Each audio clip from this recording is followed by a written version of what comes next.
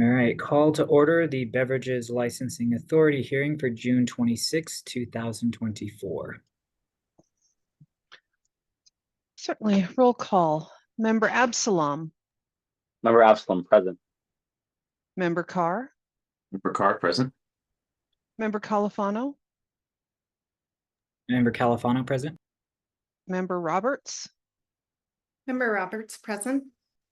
And you will note we have an additional member in our Zoom today. More information will be coming here in a few moments. Moving on to the approval of Beverage Licensing Authority minutes for May 15th, 2024. Chair? Are there any edits from any of the board members? Member Califano will abstain since he was not present. I have no edits, but I will make a motion to approve the minutes. Member Absalom would second that motion. All in favor say aye. Member Califano abstains. Member Absalom, aye. Member Carr, aye. Member Roberts, aye. Motion passes.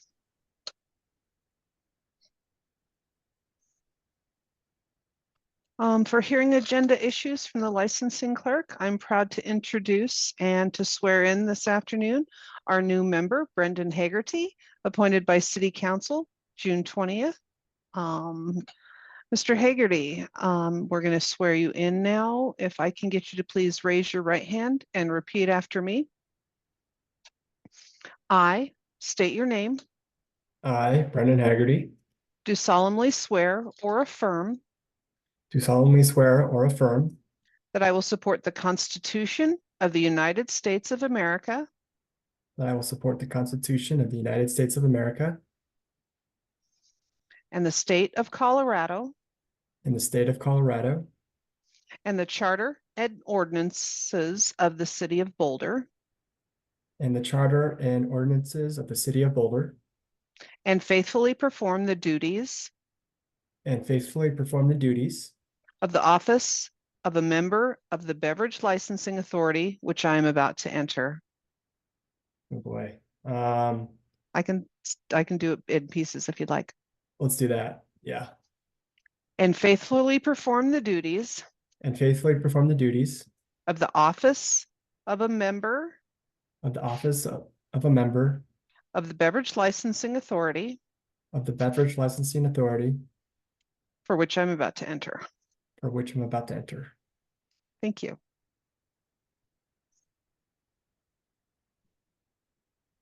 All right. We do have one other item for this. One of the applications scheduled today. The attorney is present for other agenda items and she will be asking for a continuance. And that would be agenda item number, I apologize, I'm switching through too many tabs here today. That is going to be for agenda item number 10. Okay. Next agenda item is matters from the Boulder Police Department.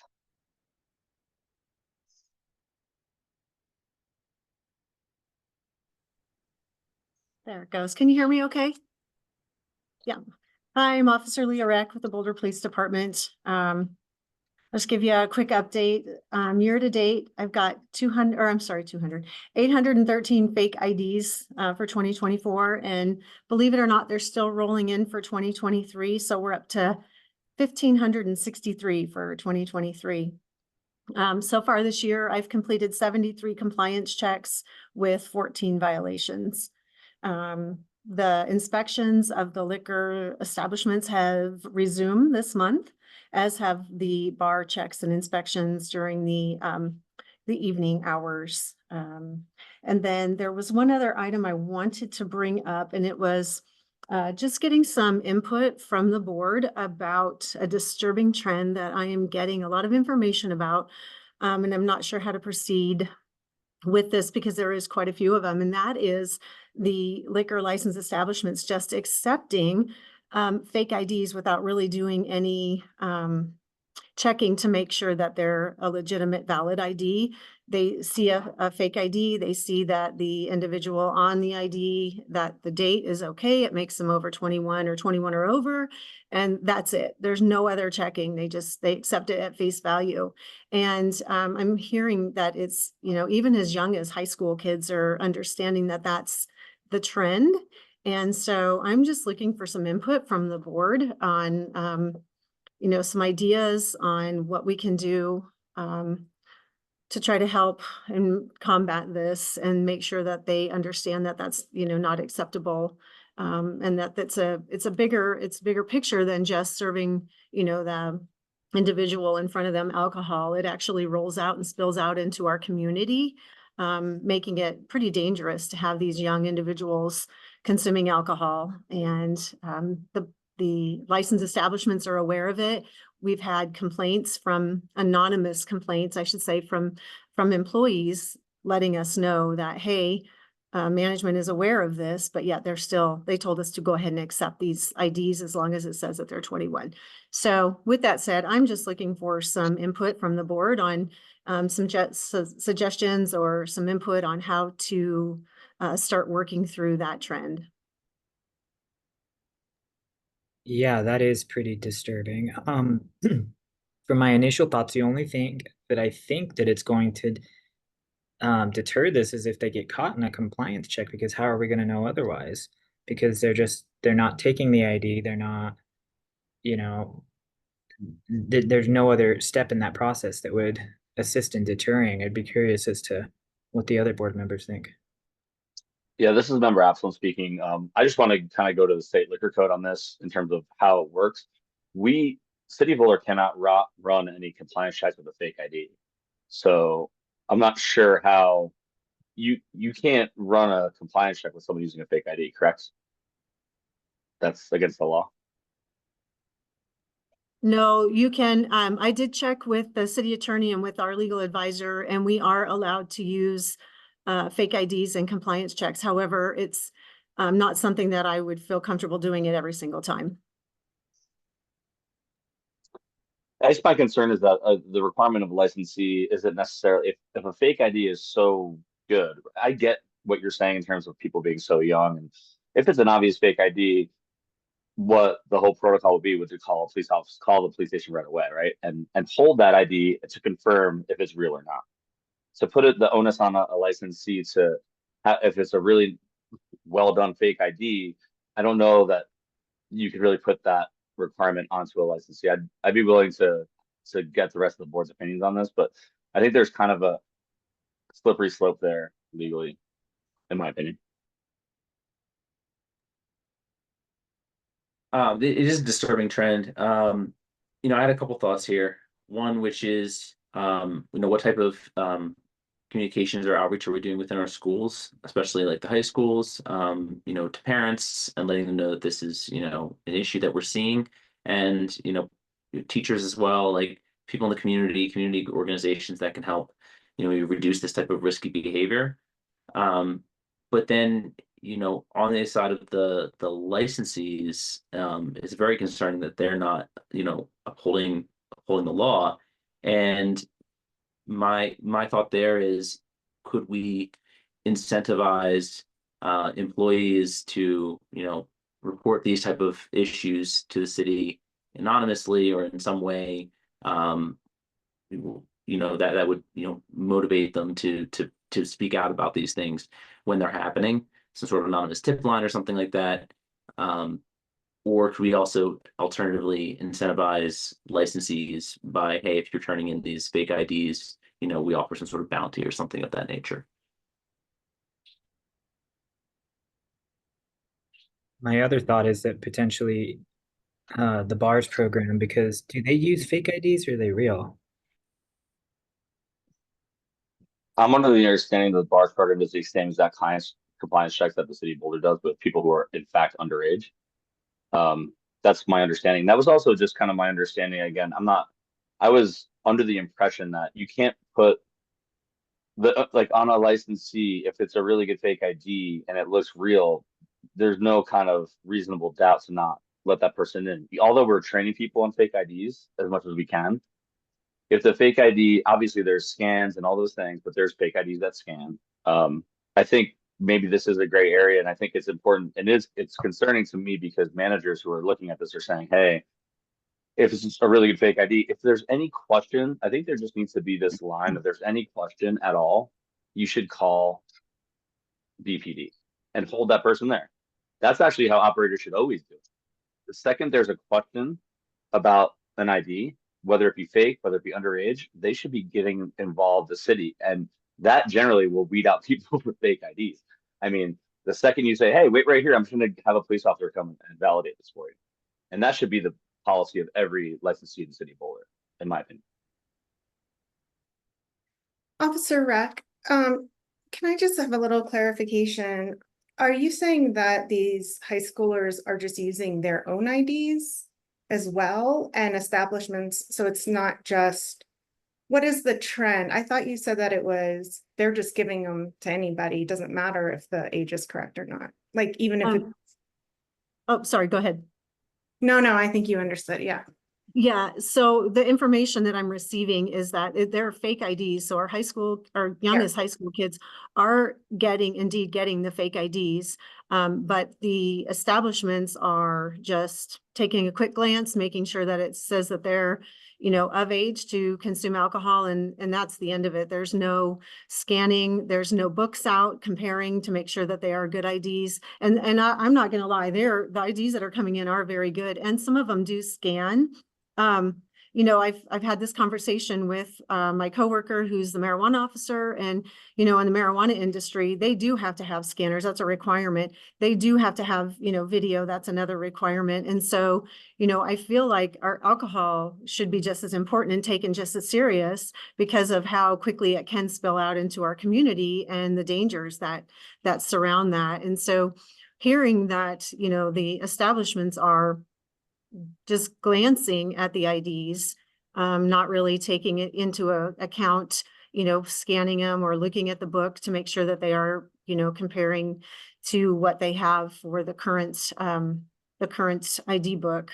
That's what's concerning, is it's just a quick glance. And that information has spread out into our high schools. And that information was given to us by a parent of one of our Boulder High students, that, hey, this is the rumor that's out there. And that's, when I heard that drew my attention to it. And it's not just high school kids, it is, also our college age students as well. That's a really interesting point about like our cannabis shops. They do seem to have quite a bit more scrutiny to get into them. What is the deal with that? And do you know how we can enforce something more strict like that? Or do you happen to also know, are they having compliance checks, and what's going on over there? Are they failing for underage as well? We've had a few that have, that they have got past, but nothing like what we're having over on the alcohol side. Like I said, we have sent our underage operatives in, and it's been a while since we've had a violation, but definitely there's a lot more to those and ID checks than there is. Like I said, they have to have a scanner per the marijuana code. They have locked doors. I mean, it's really strict. Kristen, you on that? Yeah, so under marijuana code, they are required to have a scanner. There is a restricted access setup where there's usually like a lobby where the ID is checked before they are allowed into the establishment. Marijuana businesses take that very, very seriously, and they we don't have, I mean it's maybe 3 a year. I mean, I'd have to look back at numbers, but yeah, it's very, very tight and very strict, and they're not willing to risk getting a violation or potentially losing their license in the cannabis industry. So Kristen, and I'm wondering if there's a way for us, and this is a much larger conversation, to revise our code to make it a requirement for a scanner. There's a potential way to do that. It is quite a process. City Attorney Ramirez, would you like to make any comment as to that process to look at something like that? Sure. One of the ways that you can do it is by making a suggestion, a formal suggestion to City Council where you articulate what the suggested change is, why, and then you do kind of a red line process of what the ordinance looks like and what you're asking it to change to. Then if City Council agrees with you, then the process would start. You would put it on their agenda, goes through the first reading process, the second reading process, and then they would vote for it. So they're off for the summer. Earliest that you would be in front of them would be at some point this fall, to even start that process.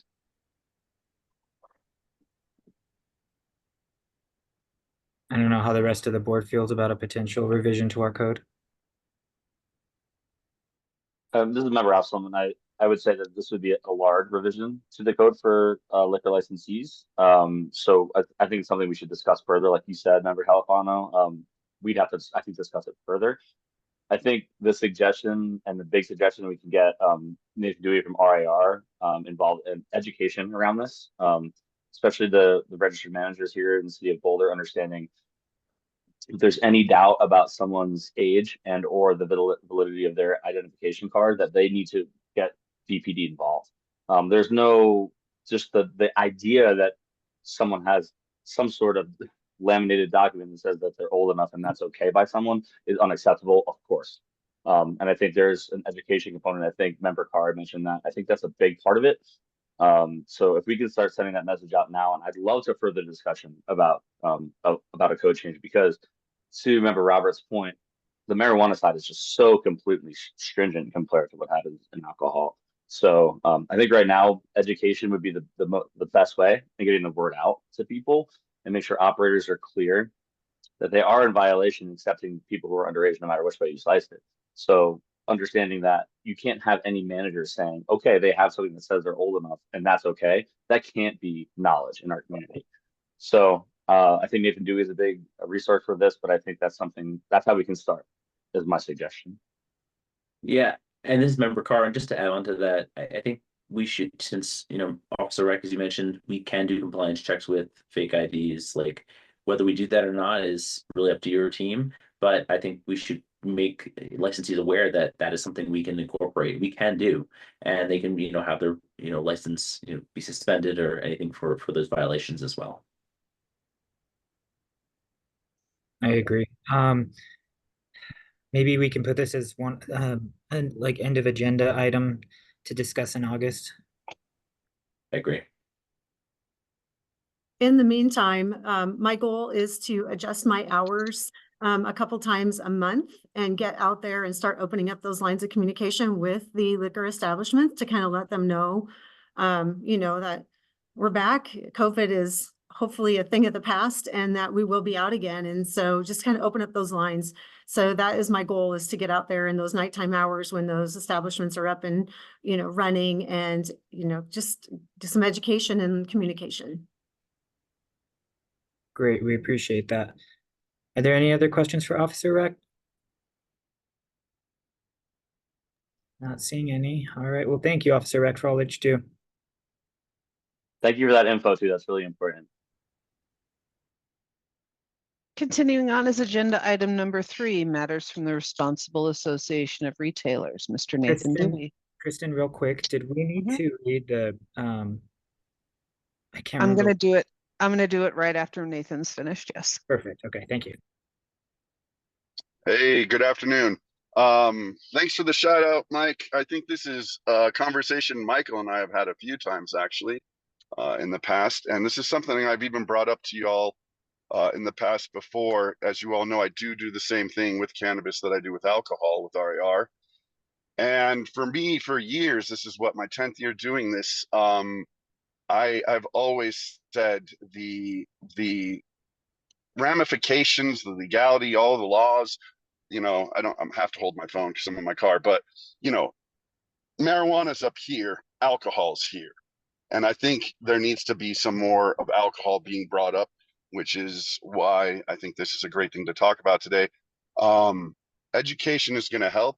I can assure you all in every one of my trainings, including the one I did just this afternoon, this morning, I tell every single member and I train them in how to properly ID, and I let them know some scanners don't even work, that they need to have more of a scanner like Officer Rec uses, in the sense that, you know, most of those fake IDs aren't going to go through. I did just hear recently, like a couple of them have gone through those scanners, but like 99% of them are not going through. I can also let you know I've suggested this to RAR members in Boulder, and we do have some alcohol members who do have these scanners under the suggestion. This is something I always suggest to every single new member. We re-educate and we re-inform all the members that they should get one of these scanners. It is the best policy, you know, but even with a scanner, you can't rely on the scanner. You need the brain, you need the book. As Officer Rec said, a lot of people aren't pulling out that book. I tell everybody, you need to pull out that book. You have to be comparing them. So you need all of those things.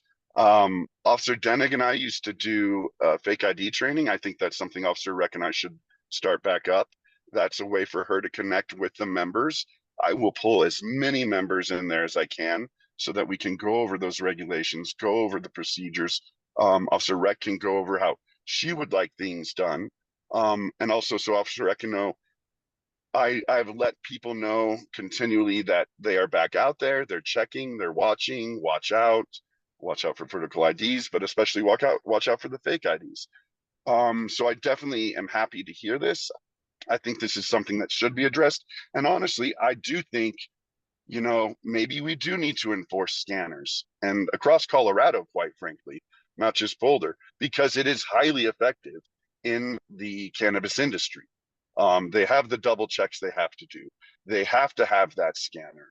And if they have, you know, a violation, they really get hit with like huge amounts of money. So, you know, I've always seen violations for liquor being far less than it is for the cannabis industry. So that's something maybe we could address as well during that talk. But I definitely think, and I'm more than happy to cooperate with Officer Rec and all of you and making sure we get that information out in any way we can. But I do assure you, we are already doing it with RAR, and we are happy to do more in whatever capacity we can. So yeah, I think this is great. We're starting this conversation now because this is something I've been battling for personally for many years. So I would love to be a part of this and help you out as far as I can on that. So I'll stop there and I'll make sure I contact Officer Rec and start talking to her. And I'll also get Officer Rec in contact with Officer Ripsum in Fort Collins because she's very knowledgeable on this as far as the scanners go with the retailers that she is dealing with up in Fort Collins. Other than that, RAR is doing well. We're still gaining members. We got 3 new members in the past month since I've seen you. We just had a training today and it was at capacity. And for June, that is great. In the 5 years I've done this, that's the most people I've ever had in a June session. Summers tend to be a little bit slower. So that's really good news that the retailers are putting in their folks into training as soon as possible to reach that 60-day mandate. But the bigger thing that we were going to talk about today is the responsible training. And what are we going to do? Because we have had huge issues with tips. We've had members who have had issues because we've had issues with tips, and we're really wanting to put an end to that. So in the past month, I have gotten certified by ServSafe, which you may know was back in the past more of alcohol and food handling, but they've developed a program of purely just alcohol. I took the program myself, and then I took the training program, so I am certified as a trainer. I have full faith in the ServSafe training. They do everything that TIPS does and kind of a little bit more. And that is something I'm collecting all of that information and getting all those materials together for you all. And I will send those to Kristen so you can have those. Probably by middle of next week, I'll have everything from ServSafe. So that's the first thing. Second thing is we, RAR and partners, we are going to be cooperating with ABT Training Solutions, which is the alcohol beverage training, which has been created by Patrick Maroney, and you all know him, so I don't think I need to talk too much about him. But he has a wealth of knowledge and career and wisdom in this manner. And I will be working with him the second week of July to watch him train, and then he will be training me to perform his trainings. So if it's not already accepted by the BLA, Patrick and I will make sure to get all that stuff together and get you all the information you need to take a look and see if you might accept that.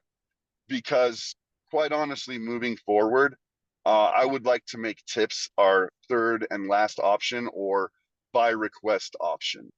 And the reason for that is many. Mainly is just not being able to get the certificates in time.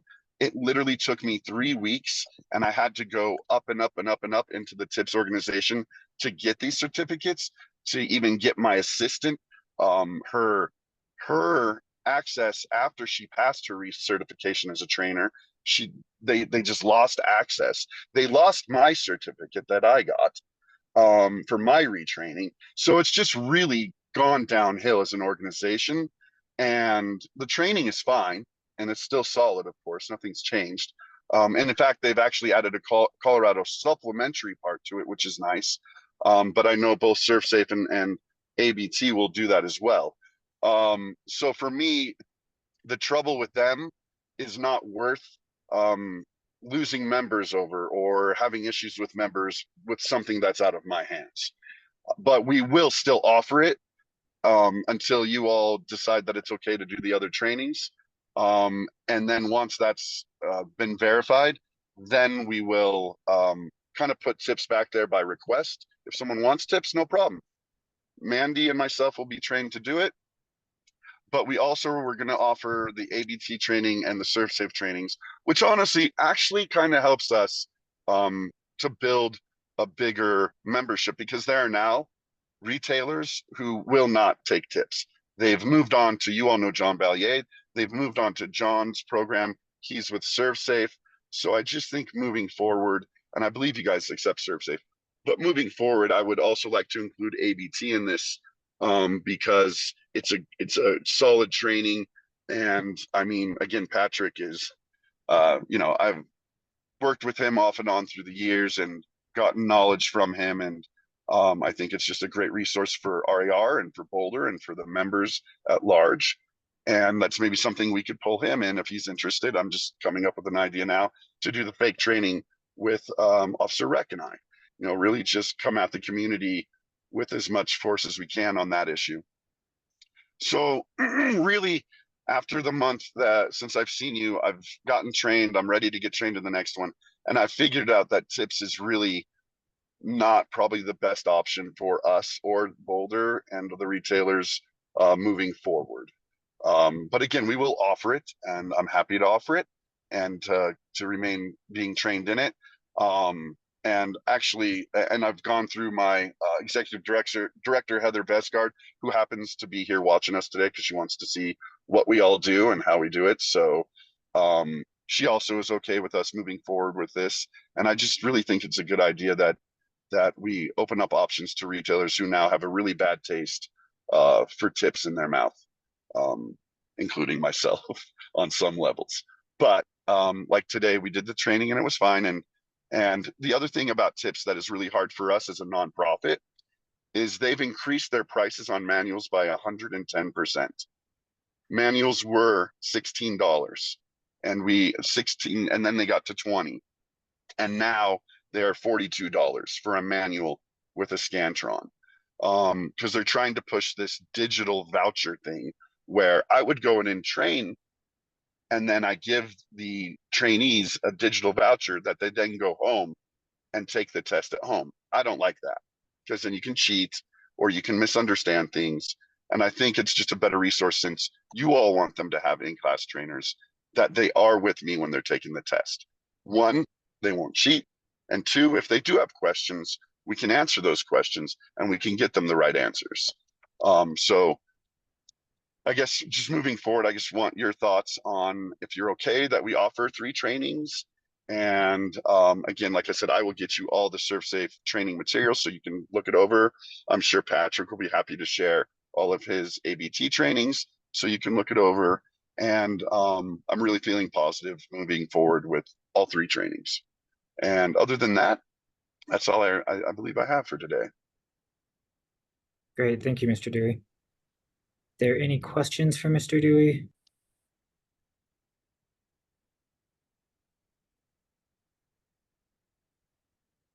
Yeah, we'll definitely consider the 3 trainings, have further discussion on that in the future. Great. Oh, one more thing. Next month, or is it July? Oh no, not July. But I'm just gonna let you know in August I will be gone. I just got tickets in the past month to go to Poland, to go visit some friends and stuff and family because I used to live there. So if I'm not here August, that's why. Great, thank you for the heads up. Yep. And thank you again, yeah. Thanks. Prior to moving on to the general public comment and application portion of today's hearing, I would like to read the public participation slides for everyone. I apologize. I was unable to get my PowerPoint up. So one moment, please.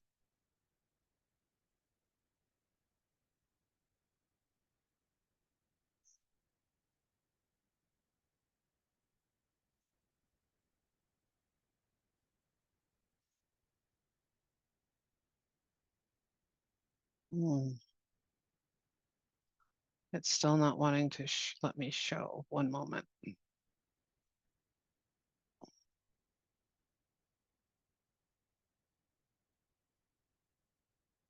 All right. Is everybody to...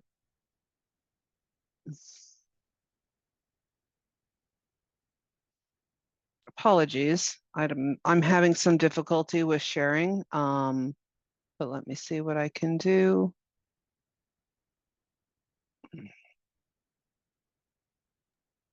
I can see it on my screen.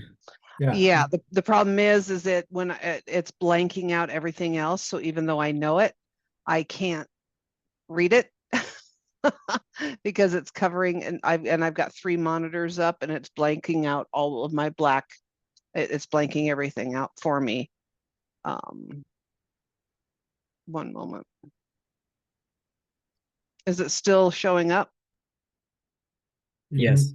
Perfect. Thank you. Apologies for the disruption. Public participation at Beverage Licensing Authority board hearings. The city is engaged with community members to co-create a vision for productive, meaningful, and inclusive civic conversation.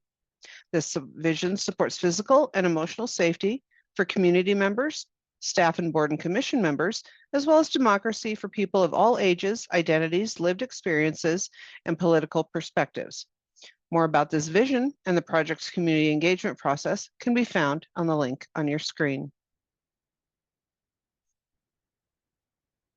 The following are examples of rules of decorum found in the Boulder Revised Code and other guidelines that support this vision. These will be upheld during this meeting. All remarks and testimony shall be limited to matters related to city business. No participant shall make threats or use other forms of intimidation against any person. Obscenity, racial epithets, and other speech and behavior that disrupts or otherwise impedes the ability to conduct the meetings are prohibited. Participants are required to sign up to speak using the name they are commonly known by, and individuals must display their whole name before being allowed to speak. The question and answer function is only to be used for technical questions for staff and is not used for public comment or communications. All right. Thank you, and I apologize for the technical difficulties. Moving on, we have agenda item number 4, general public comment. This is for comment on items not on the agenda today. For participants wishing to participate in general public comment, you could please raise your hand. You can use the raise your hand by following it under the reactions. If you're on the phone, if you could please just let us know by unmuting yourself or being requested to be unmuted, please. Do we have anyone for general public comment today? Chair Califano, I'm seeing no one for general public comment. Not seeing anyone. Think we're good to move on. Perfect, thank you.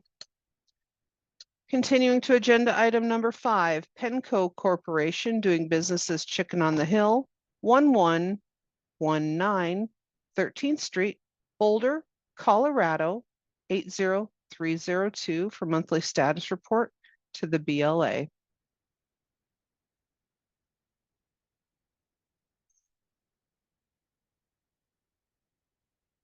And we're trying to get him into the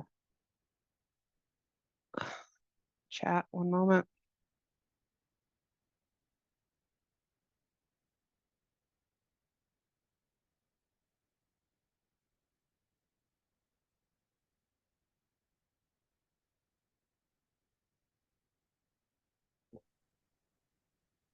Hello.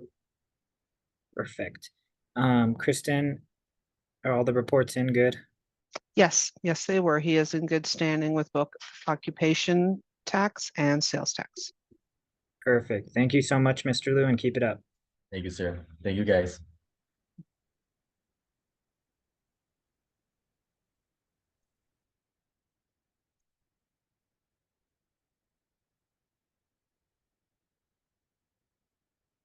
All right, continuing on to agenda item number 6.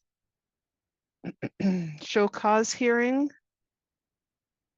concerning an alleged violation and whether the fermented malt beverage and wine retailer off-premises type liquor license held by Pars Gas and Food Incorporated doing business as Buffalo Gas, 5500 Arapahoe Avenue, Boulder, Colorado, 80303 should be suspended or revoked.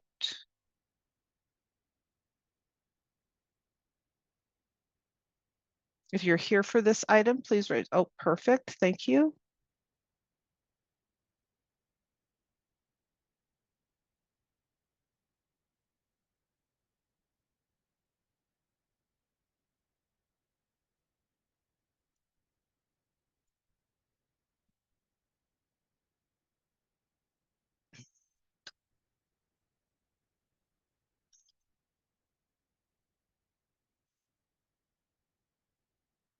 Hey, everybody. Good afternoon. Before we begin, I'd like to get you sworn in. Would you please raise your right hand and repeat after me? I I, state your name. Javeen Corduni, Do solemnly swear or affirm do solemnly swear affirm that the testimony you are about to give that the testimony that I'm about to give before the Beverage Licensing Authority for the Beverage Licensing Authority is true and correct. is true and correct. Yes, thank you. And I would like to let members of the board know that we have reached a stipulation in this case, and I would move for the board to accept that stipulation at this time. Great, thank you for that. Are there any motions to accept? Member Califano would move to accept the stipulation as is. Member Absalom would second that motion. All in favor say aye. Member Califano, aye. Member Absalom, Member Carr, aye. Member Roberts, aye. And member Haggerty, aye. Forget we have a 5th member now. This is different. Okay, great. Mr. Corduni, since you are not represented by counsel, I'm going to go ahead and read the proceedings into the record. This is a public hearing before the Beverage Licensing Authority of the City of Boulder to determine whether or not the license of Pars Gas and Food, Inc. doing business as Buffalo Gas with a fermented malt beverage and wine retailer off-premise type liquor license shall be suspended or revoked on the basis of the violations alleged in the order to show cause served upon the licensee and requiring the licensee's presence here today. Because this is a disciplinary proceeding, the authority shall not ask for or allow comment from members of the general public on the guilt of the licensee or the appropriate discipline to be imposed. The purpose of this hearing is to receive testimony presented by the city and by the licensee in order to enable this authority to make findings and to determine by a preponderance of the evidence whether or not the licensee has violated the various laws as alleged. If in the course of the hearing, testimony or other evidence establishes the guilt of the licensee of violation of some other law, rule, or regulation than those stated in the notice, the licensee shall be afforded a reasonable continuance upon any offer that evidence in defense, explanation, and mitigation is not then available to the licensee, but can be obtained within the period of a continuance not to exceed 10 days. A record is being made of these proceedings. All testimony shall be given under oath. The rules of evidence and requirement of proof and procedure shall confirm to the extent practicable to those in civil non-jury cases, but when necessary to ascertain facts affecting the substantial rights of the public or of the licensee. The authority may receive and consider evidence not admissible under such rules if such evidence possesses probative value commonly accepted by reasonable and prudent persons in the conduct of their affairs. The rules of privilege required by law shall be respected in this proceeding, and the chair may exclude incompetent and unduly repetitious evidence. The chair shall rule upon all questions of evidence and procedure, subject to being overruled on motions sustained by a majority vote of those members of the authority present. Should a licensee wish to request, should a licensee wish to request a fine in lieu of active suspension days, they should notify the authority of this after a penalty is determined, if any, but before suspension posting is discussed, and the licensee should be prepared to supply an estimate per day suspension dollar amount for the authority's deliberations. Those who desire to be heard shall identify themselves by stating their name, spelling their name, and stating their pertinent address. They shall be sworn in by the board secretary. Is there any ex parte communication or conflict of interest from the board? Member Califano, no. Member Absalom, no. Member Carr, no. Member Roberts, no. Member All right. Haggerty, no. Mr. Cordoni, you may proceed.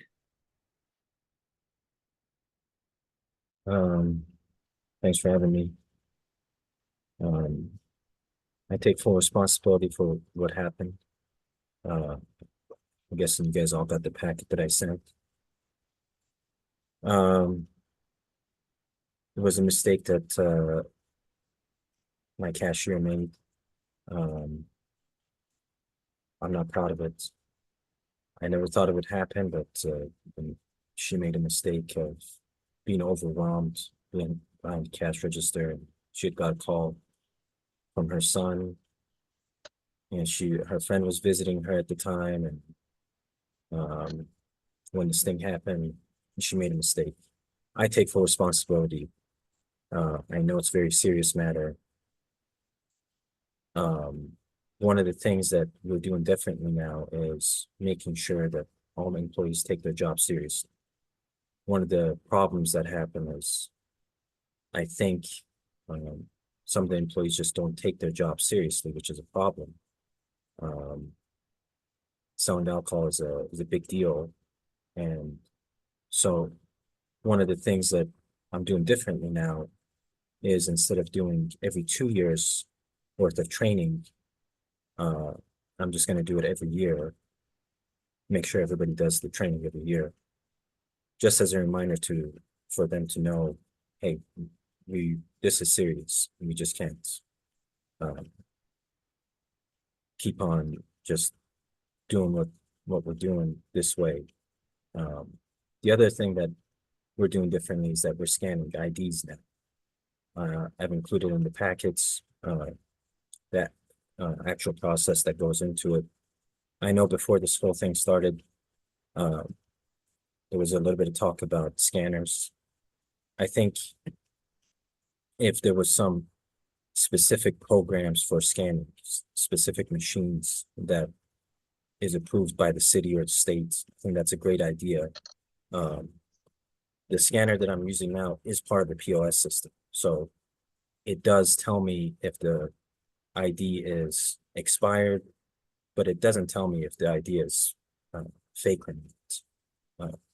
The other thing is there's no way for the cashier to override that system. So in order for a sale to occur, its ID must be scanned or a date must be inputted. So an ID has to be present and checked visibly, physically, before this whole thing, before the sale is going through.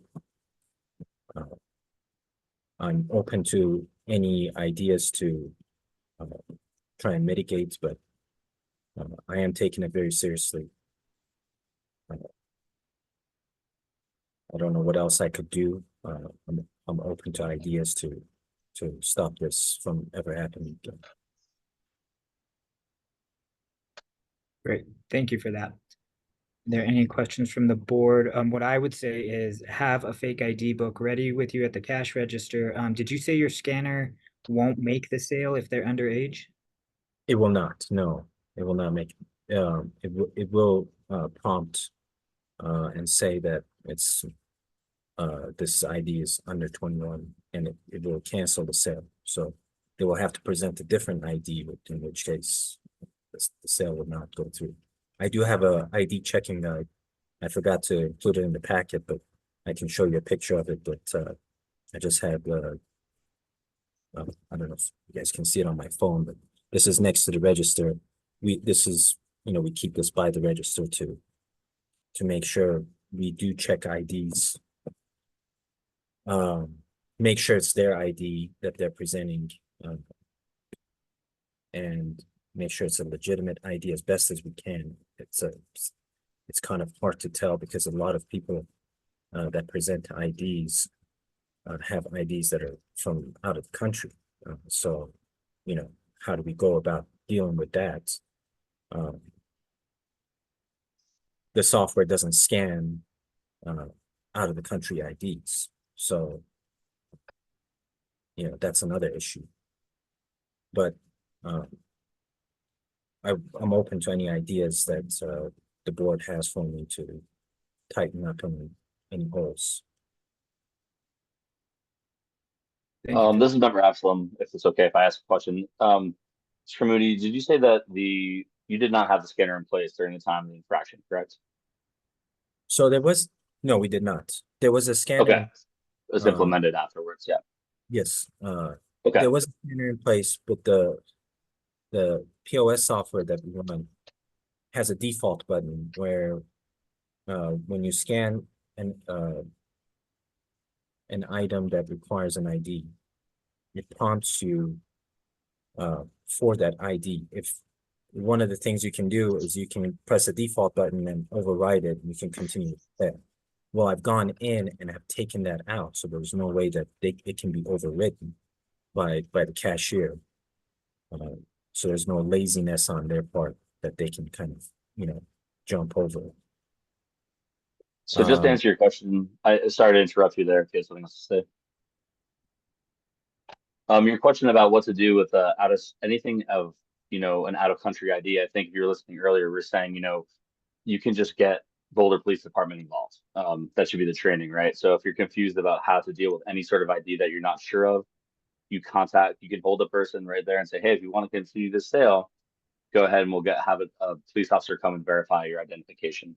And I would say that is a big thing. And the second thing is you heard Nathan Dewey from RAR. We're trying to continue with education in our community around alcohol service.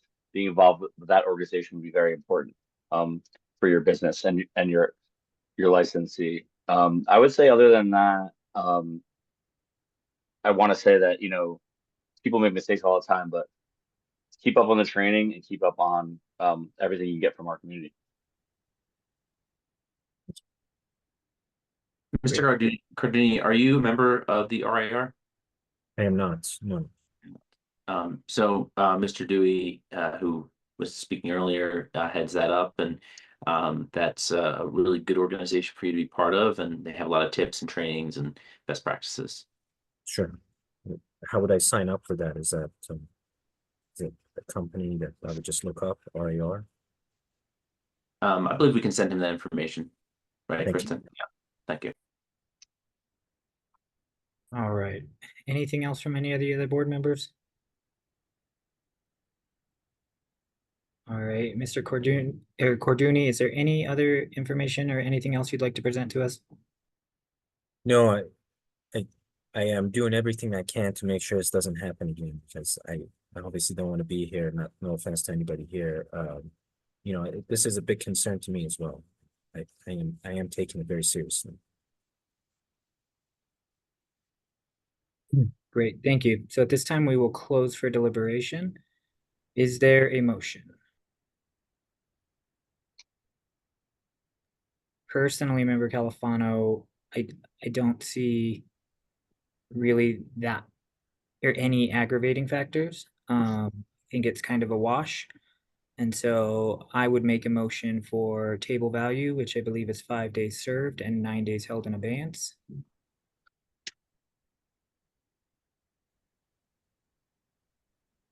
I agree. I Right. don't see aggravating factors, and I think Mr. Cordoni has done some mitigating factors since this has happened and put these into after the effect. Pro- but so I would agree with you, and I would second table values. So motion is table value of 5 days served with 9 days held in abeyance. All in favor say aye. Member Califano, aye. Member Absalom, aye. Member Carr, aye. Member Roberts, aye. Member Haggerty, aye. All right, so you will have to not sell alcohol for 5 days. And 9 of those days, or in addition, 9 days will be held in abeyance. So should you get another violation within a year, there would be an additional sentencing for what we determine, and you would have to serve those 9 days as well. And then at this point, we need to determine those dates. Kristen, are you good with Monday? Yes, I'm able to prepare the suspension posters for pickup. Perfect. So that will start on Monday.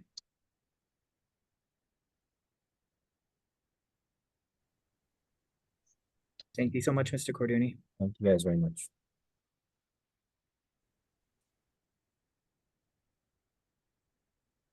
Okay. Moving on to agenda item number 7, show cause hearing concerning an alleged violation and whether the hotel and restaurant type liquor license held by My Neighbor Felix 4 Corporation doing business as My Neighbor Felix, 901 Pearl Street, Unit 101, Boulder, Colorado 80302 should be suspended or revoked. If you are here for this item, please raise your hand and we will admit you.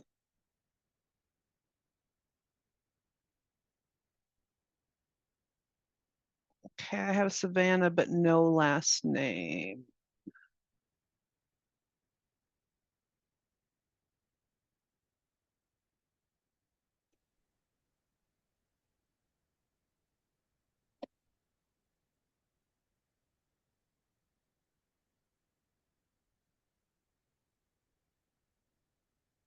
Ms. Teagues, I don't know if my camera can turn on. I tried turning it on.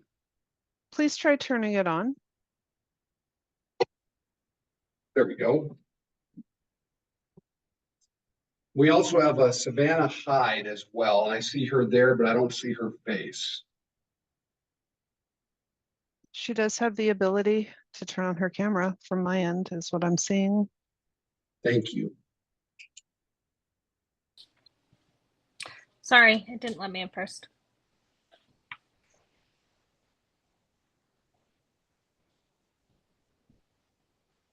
Okay. So we have reached a stipulation in this matter as well, so I would move for members of the board to accept that stipulation at this time. Is there a motion from the board to accept said stipulation? Member Absalom will make a motion to accept the stipulation. Member Member Carl will second that motion. All in favor, say aye. Member Califano, aye. Member Absalom, aye. Member Carr, aye. Member Roberts, aye. Member Haggerty, aye.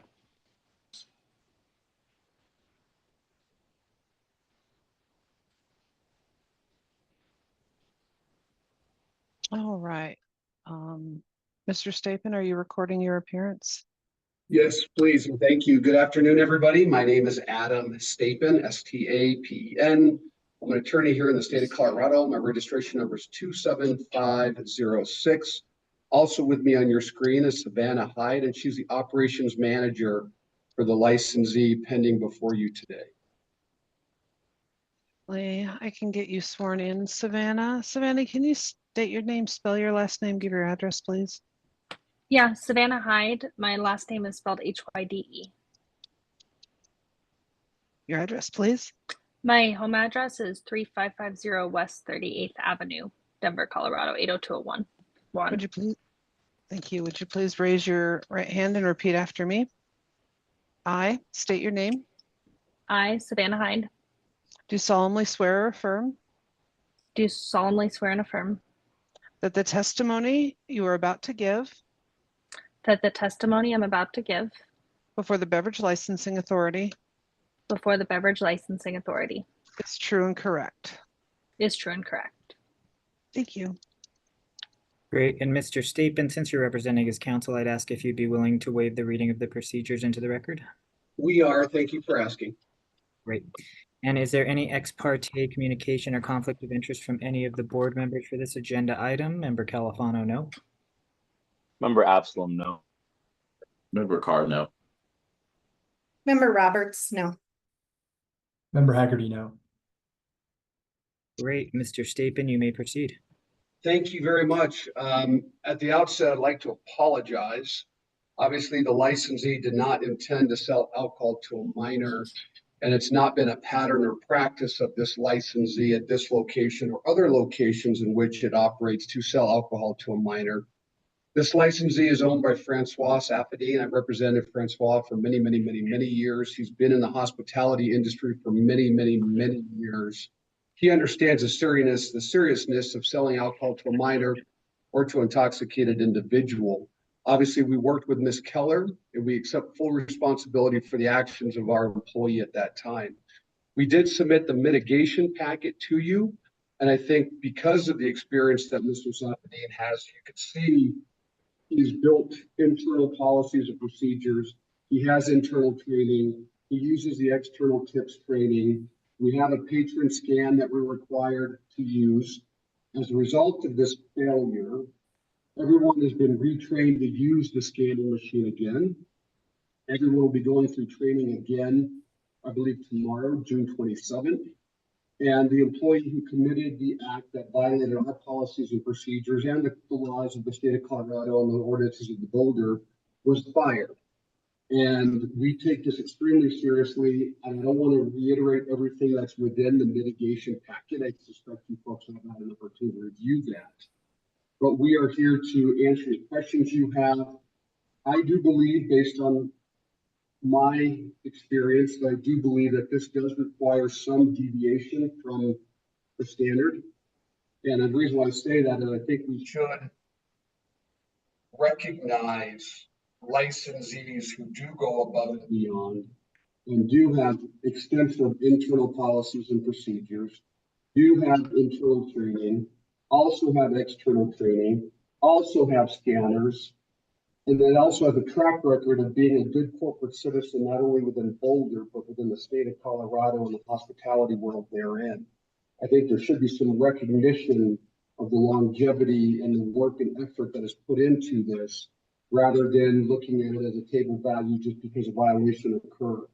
So I would ask that you folks, when analyzing this, after you ask any questions of myself or Ms. Hyde, who is the operations manager, consider that. And part of the consideration, I know it may be premature, but would be whether or not you would accept a petition for payment in lieu of active suspension, about having a payment of a fine.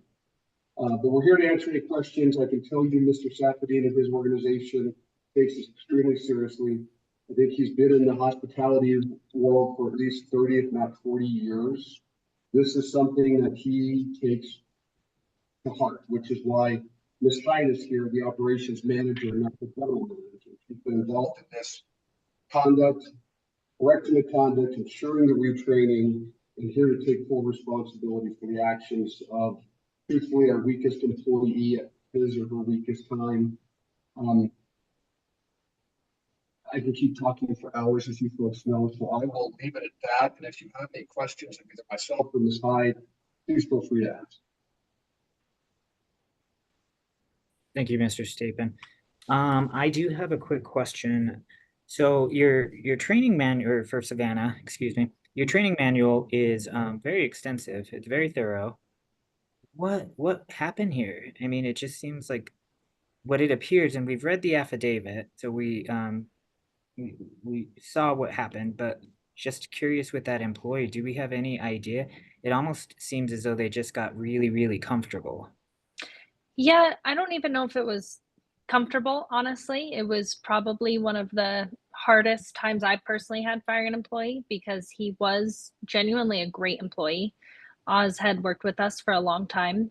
If you were to watch the camera footage, you actually see him IDing an older gentleman that to me looked over the age of 40 that I probably wouldn't have ID'd. And you see him IDing that person. You then see him directly after going to a couple that he IDs both of them before serving them. And the woman in that couple had gray hair. Directly after that, he went over and served the two underage minors. So I don't know that it was being comfortable. I think it was a really horrible, horrible mistake. And I know that he, is very devastated about it. It was a very upsetting thing for him. He feels like he let himself and the company down. And of course, it's an upsetting thing for us as a business as well. I was born in Boulder. I'm from Boulder, and I've worked as a bartender and a server in Boulder for many years before I went on to do what I'm doing. And I also take it very seriously. I think it's something Boulder is more impressive with than any other city that I've been in because it is such a serious thing. And, like Leah Rec does, right? There's stings and people are out and people do look for it. And, with that, our team at Felix, we are so incredibly serious with the training.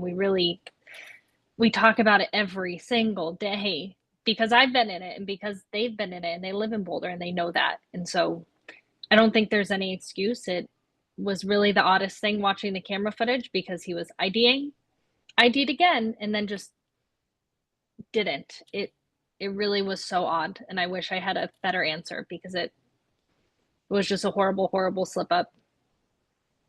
Great, thank you. Appreciate your honesty. Are there any other questions from any of the other board members?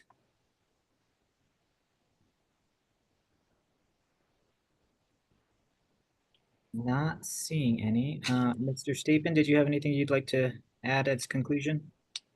Not at this time. Thank you very much. Appreciate your time. And again, sorry to waste your time on this matter. Great, we will close for deliberation at this point. Is there a motion? Member Califano would move to make a motion to lower the standard table value given the preponderance of evidence in their mitigating packet. I would make a motion for 3 days served with 12 days held in abeyance.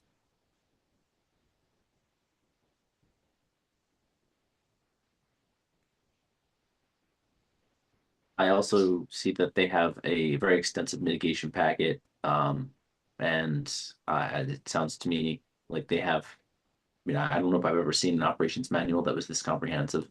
So I do think seems like it was just a accident, and I would second the motion for reduced table values. Just for clarification, you would second the 3 days served with 12 held in abeyance? Correct. Great. So we have a first motion, a second motion. All in favor, say aye. Member Califano, aye. Member Absalom, aye.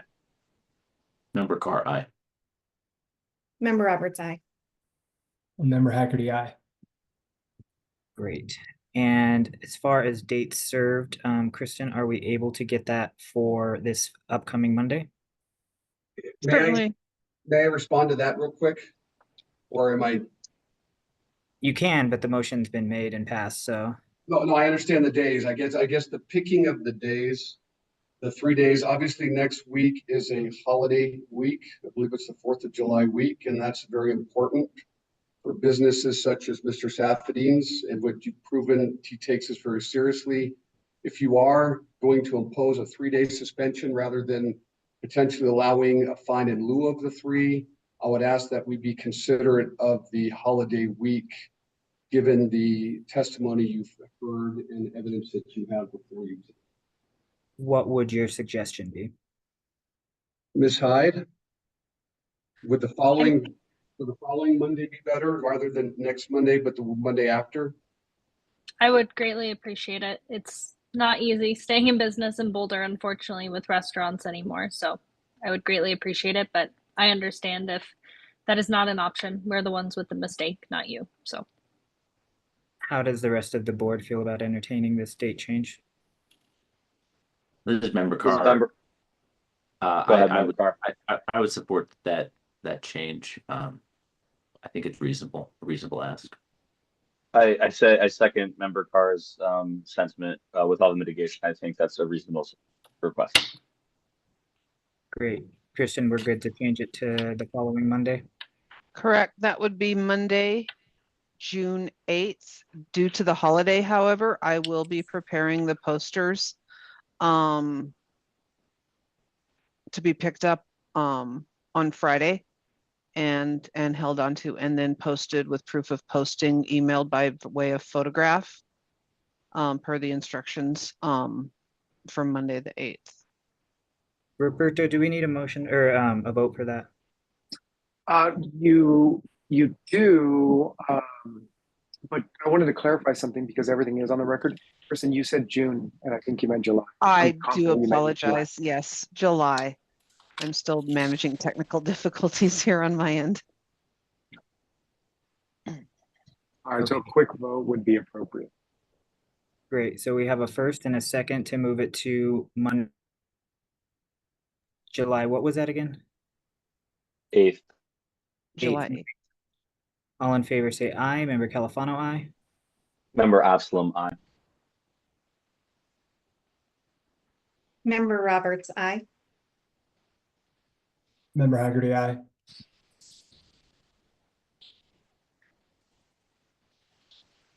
We lost Member Carr for a second there. While we're waiting for him to reappear, can I get a double check on the motion and the second? I have Carr and Absalom. Member Carr, Yeah. your motion, Member Absalom seconded. Thank you.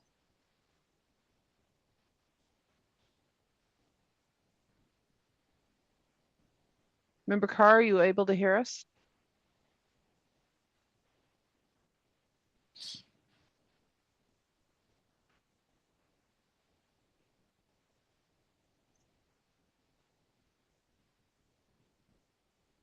Apologies, I had to step away for a moment.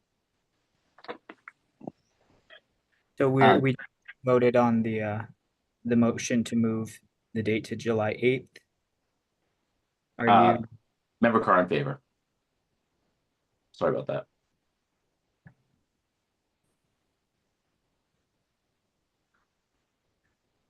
And my vote record shows that vote is unanimous to start on July 8th. thank you. Thank you very much. Thank you. Okay. Continuing on to agenda item number 8, public hearing and consideration of an application filed on April 3rd, 2024 from Pedro's of Boulder LLC, doing business as Pedro's Tacos and Tequila Bar, 1125 Pearl Street, Boulder, Colorado, 80302. Armando Segura, 100% owner and registered manager, with a premises business mailing address for a new hotel and restaurant type liquor license. One moment while we promote.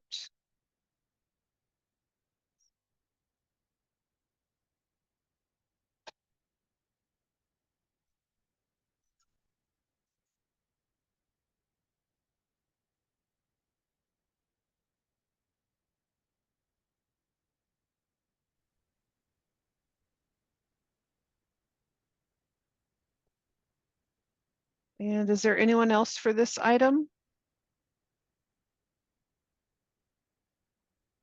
Thank you, Mr. Maroney. One moment.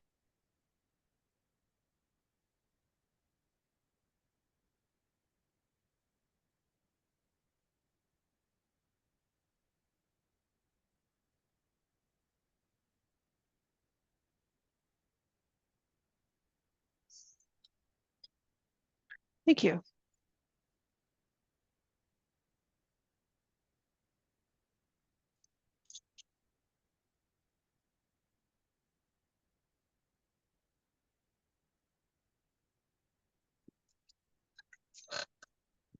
Chair Califano, I'll just go ahead and get him sworn in. Can you please say your name, state your name, and spell your last name for me, please?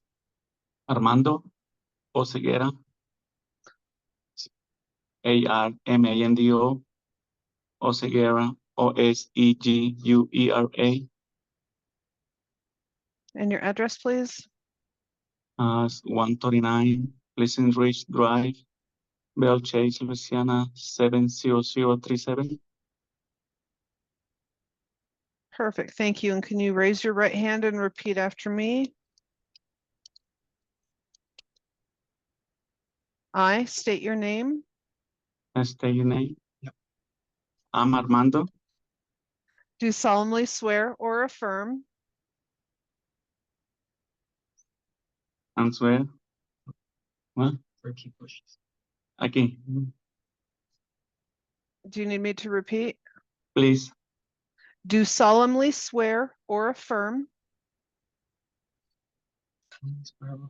Solemnly swear. I can't read. Can I repeat what you say to him? Because he's having hearing problems right now.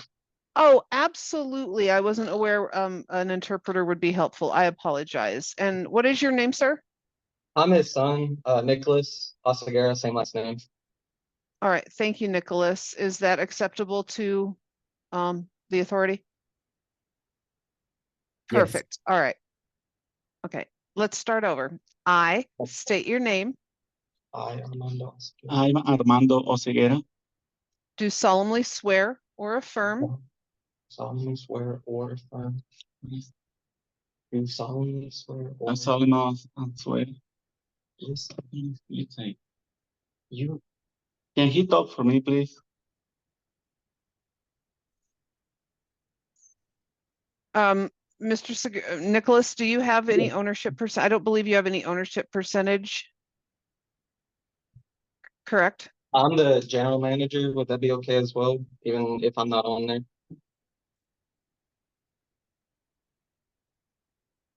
Can you give me just one moment? Yes, that's no problem.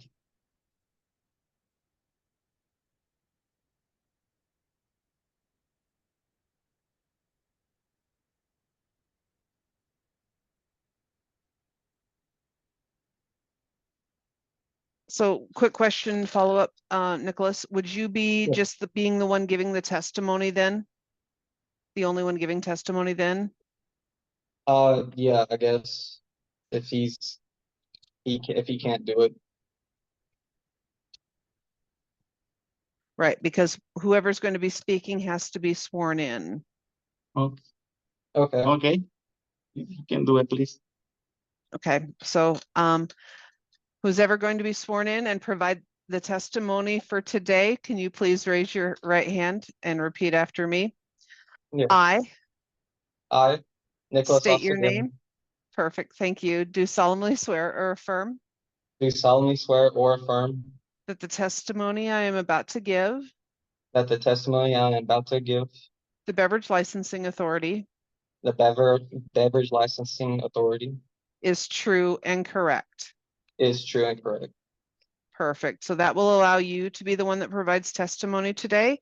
Okay. Armando, if you would like to provide any kind of testimony, you will need to be sworn in. Okay, thank you. And I also see that we have Mr. Maroney with alcohol petitioning with us today. Mr. Maroney, would you please state your name, spell your last name, give your address for me, please? Patrick Maroney, Maroney,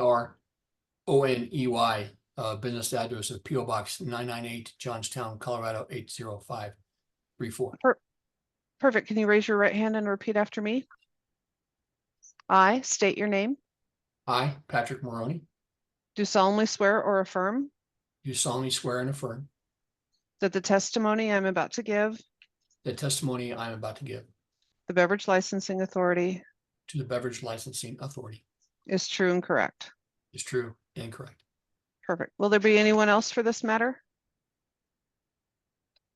Not seeing any. Thank you. All right, great. And Nicholas, since you're not represented by counsel, I'm going to go ahead and read the proceedings into the record. Okay.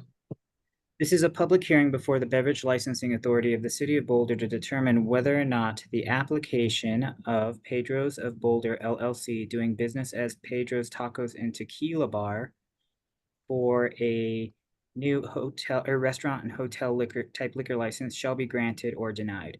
This hearing is conducted pursuant to the laws of the state of Colorado and the rules of the Beverage Licensing Authority of the City of Boulder. The purpose of this hearing is to receive information, data, and testimony by interested parties in order to enable this authority to make the findings and to reach the conclusions required to be made by state law as to whether or not the license applied for shall issue. Interested parties are the applicant, residents of the neighborhood under consideration, and the owners and managers of a business located in the neighborhood under consideration. For purposes of determining who is an interested party at this hearing, the neighborhood under consideration is the neighborhood previously defined by the authority. The authority shall make a final determination of the affected neighborhood prior to determining whether the license shall be issued. Any interested party may speak to the question of neighborhood designation as well as other information relevant to the granting or denial of the application. A record is being made of these proceedings. Those who desire to be heard shall identify themselves by stating their name, spelling their last name, and stating their pertinent address. They shall also be sworn in by the board secretary. Is there any ex parte or communication or conflict of interest from any of the board members? Member Califano, no. Member Absalom, no. Member Carr, no.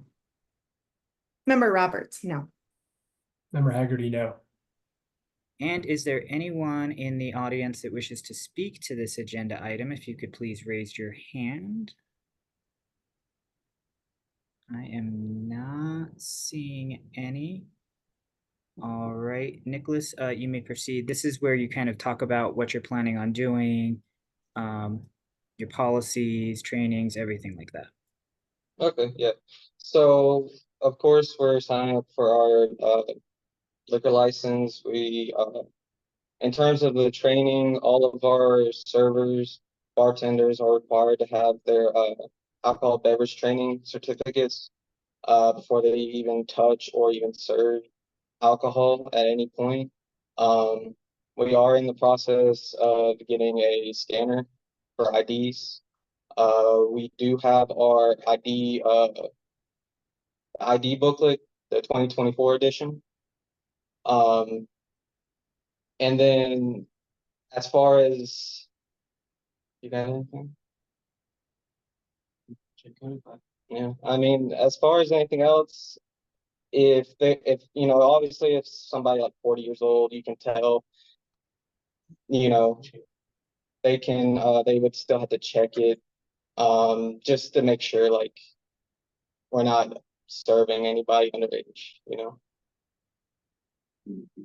we will see somebody with like, it don't look 21, we can even call the police to come and check their IDs to make sure, before serving anything.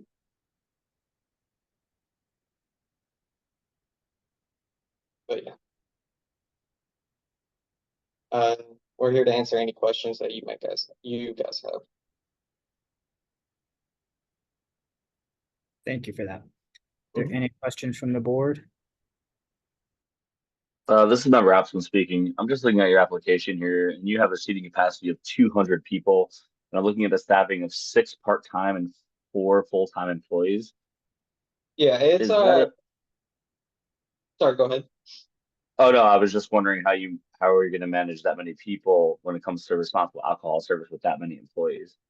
We have that many employees at the moment because we're not selling that much. But once we get the license and everything, we are looking to expand to a lot more. It's just right now trying to cut the payroll and everything at the moment. But again, once we get the license, it's going to be a lot more. We plan to hire a lot more people, part-time and full-time. So the location you have is right on Pearl Street. It's in the old West Flanders location, I believe, right across from Pearl Street Pub. That is a large facility to manage. I do have some concerns around staffing and security at this point. And you said once you get the license, you will staff it up. Do you have any sort of plans for security or managing that amount of people on the premises? We look to get more managers on board. Right now it's just me and him because again we are very small at the moment. But once we get the license, we look to hire, a kitchen manager, bar manager, another front of house manager, just so we can be sure that again that we aren't selling to minors, that everything's going smoothly, everybody's checking, all that.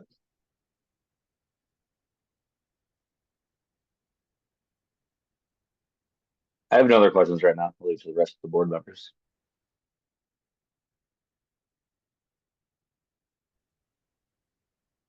Are there any other questions from the board members?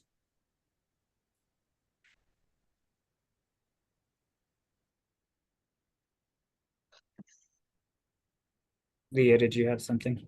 I was wondering, Nicholas, if you could tell us a little bit about your past experience in the industry and with handling alcoholic beverages. Well, we come from New Orleans, so everybody knows New Orleans. Even down there, they're very strict. Even like down there is the same thing. We always check everybody's ID. Tourist, anybody. We always, if they have even a little bit of inkling that it may be fake, even if they check the book, if it's still there, we do still call the NOPD. And staying here, we would call Boulder Police Department just to come out, make sure hey, is this legit? Is this fake? They say yes, okay, we'll proceed. But if not, obviously we'll give it any fake IDs to the police so they can handle it. Same thing. I mean, he's had a liquor license. We've never had a problem with liquor licensing. We've never had a problem with any ATC in New Orleans, no matter the restaurant. We do take selling alcohol very seriously. So do you run other establishments down in New Orleans? Yes, man. Yeah, we have a few stores over there, and like he said, we always make sure everybody have a real ID because we don't like to get in trouble with no one's. We don't want anything happens in the restaurant. We check everybody's ID, especially out of town IDs. We have the book. We check if it's real or not. If we feel it's not real, we just call the police to check if it's real or not.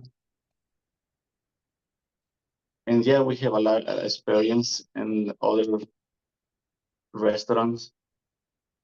It's, well, checking, make sure everybody have the real ID. I have a quick question. Who do you plan to ID? Basically everyone. Everyone. It don't matter if they look old or not. Everybody have, if somebody come in the bar is ask for a beer, even it don't matter if it looks 50, 60, we have to check ID. And we have to make sure the bartenders, servers check their everybody's ID. Great, thank you. Roberto? Yeah, just want to remind everyone that you can only consider evidence testimony from an individual who has been sworn in. Um, so if the gentleman is going to be testifying and you are going to be considering it, he does need to be sworn in. Okay, I got you. Yeah. Yeah, so if all other testimony could come from you, Nicholas, that would be great. Okay, I got you. So Nicholas, I had a question too. When are you planning on opening? We're open right now, like a soft opening, but we sell strictly only food. No, nothing else. Just food, water, and soda. That's it. So if you were granted this license, you would start serving alcohol once you were granted it? Say again, sir? If you were to be granted this license, would you start serving alcohol immediately once you were granted the license? Would you I start mean, serving? we would have to get with our, of course, we would have to get our beer and liquor companies. We don't have anything right now. We would obviously have to wait for them once we get the license and everything. Talk to them, make orders, and then from there, we would set up a date to fully open. I don't have any other questions. And are all of your current employees tip certified, trained, ready Yes. for alcohol service? Yes, all of them are tips trained. We've got one, he's working on it right now, and he's about to get it. And then from there, everybody's done. And then any future employees obviously would have to be tips trained immediately. So in the municipality of Boulder, we require servers or any service of alcohol, anyone that's going to be serving alcohol to be tip certified Yes, sir. within 60 days of hire. Yeah. All right, is there any other questions? Not necessarily a question, but more of a comment. Well, maybe a question, but we've talked a little bit about the RAR today, the Responsible Association of Retailers. Have you talked with Nathan Dewey or that organization yet? No, sir. We didn't know about it. We would like to be a part of it if you were able to email it to us, and we could do it. But we could sign up and do everything. Yeah, highly recommend you join that, especially as a new business opening up in town. They can talk a lot about issues you might encounter and how to overcome those when it comes to alcohol service. Yeah, so definitely, if you could email it to us, we'll do it. Thank you. In addition, I would want to stress that you are in a pretty high risk area. I think that you saw from one of the previous agenda items who is just down the street from you that, the fakes were being used and they failed, or not fakes, I'm sorry, they failed a compliance check. So I would just say that, they're out there. So yes, I think you guys are taking this seriously, but yeah, just something to consider when serving individuals. You're right there on the center of the mall, so. right. Yeah, trust me, we plan to take it very seriously. Again, we just plan to ID everybody. We don't want to take any chances. Again, any inkling, we would let the police know. Great. And so are there any other questions from the board members? Mr. Ramirez? Yeah, I just wanted to make sure when you're referring to the tips training, you also mean any state approved training program, right? Yes. Yes, I caught myself after I said that. So. Yeah, they can, any approved training from the city of Boulder, we allow. Yeah. So we can provide you with a list from the state of state approved trainers, because you need to use someone that's approved by the state liquor enforcement division. Yes, ma'am. I just have one more question for Nicholas. He said you guys are open currently right now. So what are you doing average on a day in terms of how many guests, guests are coming in per day with that staff that you have? Well, without alcohol, it's a lot less than we were anticipating. I would say we would get like maybe 50 guests or so on a slow day. Busy day, maybe around like 70 or so, 70, 80 guests. Okay, I don't have another question. All right, Mr. Maroney, did you have anything you wanted to present? I'll be glad to. So thank you, BLA, for having me here today. So I'm Patrick Maroney, president of Alcohol Petitioning Services. We were hired to do a neighborhood survey for Pedro's of Boulder LLC, doing business as Pedro's Taco and Tequila Bar. They're located at 1125 Pearl Street in Boulder. So a little bit about our technique, our methodology of our company. All of our circulators are 21 years or older, and they have alcohol petitioning services, polo shirts like I'm wearing today, along with name tags and apparel that they know who we are when we approach each person. So each person that was doing circulating had a map of the area provided by the city of Boulder. They had a petition for that people could sign in favor or opposition for the issuance of this license. They had a list of other hotel and liquor licenses, H&R restaurant licenses in the neighborhood, and then a tally sheet of when people did not want to participate. People were shown the form, asked to read the form, and were verbally told of the license type being applied for in the location. Each person that signed the form indicated they were 21 years or older and were either a resident or a manager or a business owner within the designated area that were provided. Each signature was freely provided and given to the circulators without any influence. We are a non-biased company. We don't provide results as far as what the outcome is. We just tally the information. We did circulation with 3 employees on Thursday, June 6th. Initial tally was 119 signatures obtained, 44 from businesses, 75 from residences. And actually all of them were in favor, 100%. And we did not have anybody that opposed this license. So we obtained 119 signatures. We also went to 189 homes that no one answered the door. 35 people that we did talk to were not wanting to participate. 1 of the businesses was closed or vacant, and 7 of the businesses did not have an owner or manager available. So we went to a total of 351 locations. Of the 35 people that were not willing to participate, 25 did not have an opinion. 6 people were too busy, and 4 were not interested in participating. We had a 33.9% turnout when it came to how often you got a signature when we approached a business or a residence. That was actually higher than normal. It's usually about 20%, so that was good. And a 77.3% rate of when people that we were able to talk to that were eligible to sign, that did sign. So that's pretty average. There was 1 signature we did disqualify because they did not indicate whether they were an owner or manager. They just they didn't indicate that, so we really could not count that in that. So we still had 118 people say yes, they approved this license.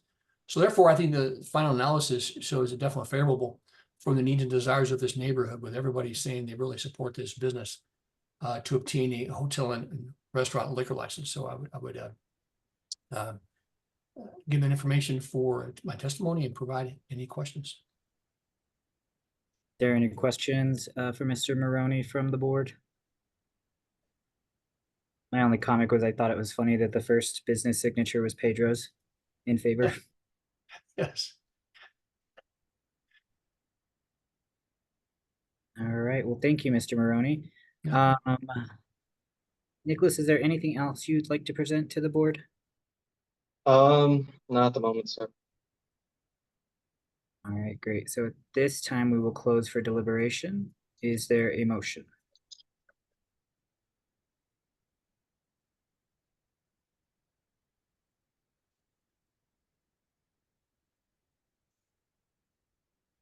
Member Carr will make a motion to approve this license approval.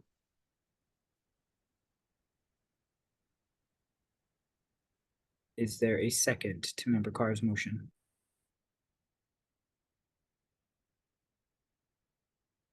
I'm sorry. I'm sorry to interrupt you, Member Roberts. I don't see any sort of legal recourse for us to say to not approve it, but I just have a lot of concern around the staffing, the training, the management, and the amount of people in that location. I don't know that I can say that. So is there a way for me to abstain from this vote, or just I can just say nay? I don't have a second to that motion right now, personally. I was thinking maybe we could deliberate a little bit and talk it through. Because I agree with you, Member Absalon, it feels risky. But at the same time, it does sound like they have some history of managing alcohol. They also took on a huge establishment, like a very prominent location. I don't know that somebody would invest in themselves and put themselves out there if they weren't taking this like really serious, because that location is going to be watched. I mean, whether or not it's by law enforcement, it's going to be watched by the public and by the neighboring restaurants and stores. So I'm just conflicted, I guess. I also want to, of course, help. I want them to stay in business. That's better for our city. And so I don't want to slow down the progress of their business expanding. But there is something missing for me. It does seem like something's not quite in place. But I don't know. Does that anybody? I would agree with that. There's just not that 100% there. And it does make me nervous given the location, the large scale of the restaurant, and the amount of staff. I'm wondering if I can amend Mike's motion with a condition on granting the license that we do check-ins with them potentially for the next 6 months to see how things are going and how it's doing. But yeah, I would amend Member Carr's motion to approve the license with a 6-month quick check-in with the board. Looking just Member California, what is the purpose of the check-in? Do you think that could you just give me a little background on that? Yeah, just to take their pulse, see how they're doing, see if it's working out. But if there's not a second to that amendment, it obviously dies. I just needed a little. Go ahead, Member Absalom. Oh, sorry, Member Roberts. Yeah, I think to Member or Chair Califano's point, checking their pulse would also be checking on training. So we haven't seen training, we haven't seen staffing. I think that I see a really good policy in place, and I do see people who are operators, but we don't see much training here in this packet. And to see how, when I was given the answer 50 to 70 people a day for a 4 full-time staff and 6 part-time staff, that's obviously manageable. That location with a 200-person capacity load and 2 floors to manage, 2 floors of that place, I would like to check in with them for sure. I guess Mr. Ramirez might want to check in here. Yeah, before the board acts on the amendment, Member Carr would have to first accept whether he would be willing to amend his motion. If he is not, then it dies. Then Chair Califano can then make another motion. If Member Carr accepts the amendment, then you can vote on that amendment. My Member Absalom also brought up a good point, and my question is, would a continuance be an option with them buffing up their application with training information and things like that? Stand by. Let me check.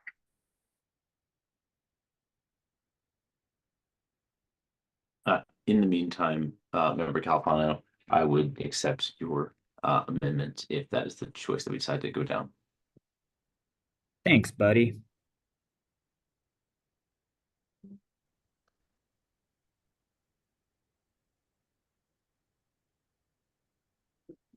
Yeah, I mean, can we still deliberate while Mr. Ramirez is looking at this?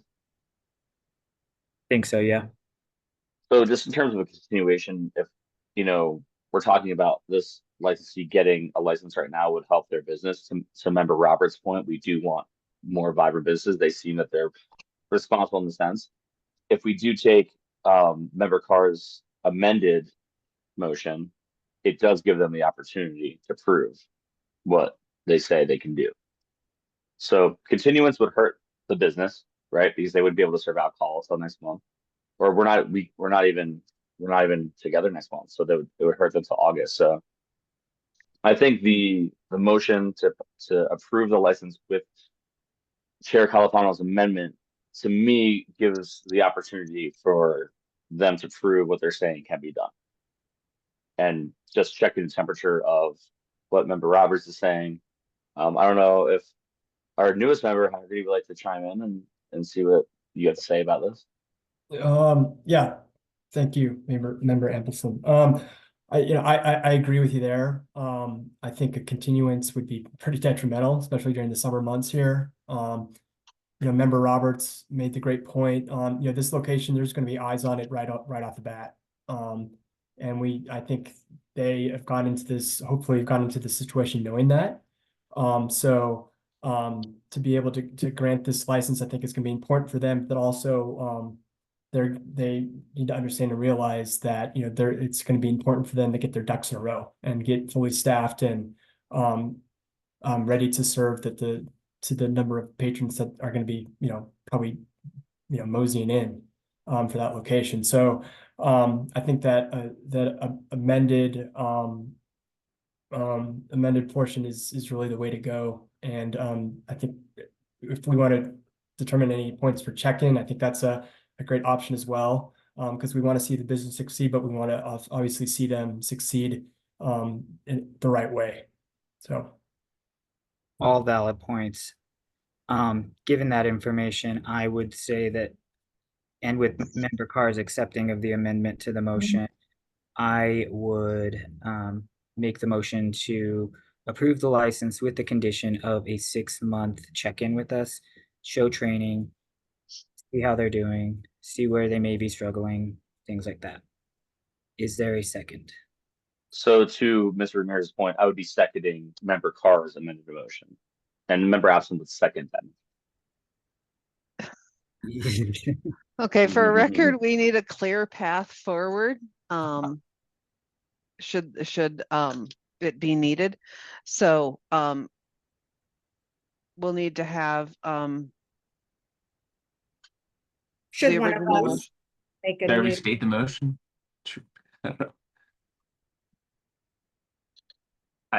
I mean, I can restate the motion, which is the motion that I would make is that we approve this license with the condition that the owners come back and report to us for the next 6 months at each Beverage Licensing Authority meeting for the next 6 Beverage Licensing Authority meetings, since we do not have a meeting next month. Correct. So it'll be 7 months. I would second that motion to approve this license with, I forgot the word, with the expectation that they will be checking in with us for the next 6 Beverage Licensing Authority meetings. All in favor say aye. Member Califano, aye. Member Absalom, aye. Member Carr, aye. Member Roberts, aye. Member Haggerty, aye. All right, license approved. Good luck. Thank you. Thank you so much, guys. And we prove to you that we'll be serious about everything. Promise. Have fun during the holiday week next week. Thank you, guys. Thank you. Thank you. so much. You as well. Mr. Seguros, we will contact you once we have the state license in hand. You're not allowed to sell or serve alcohol until such time that we have received back the state license and we've done the premises inspection. Okay, sounds good with us. Thank you, guys. You bet. Thank you.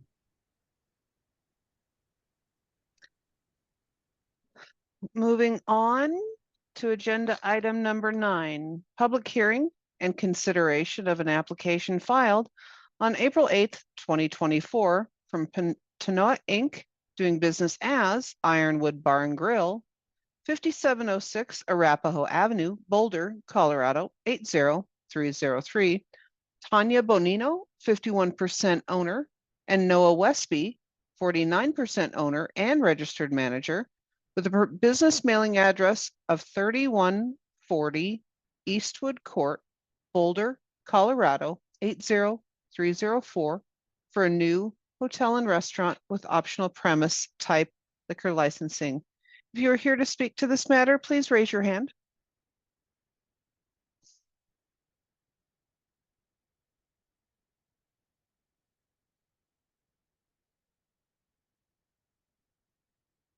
All right, one moment.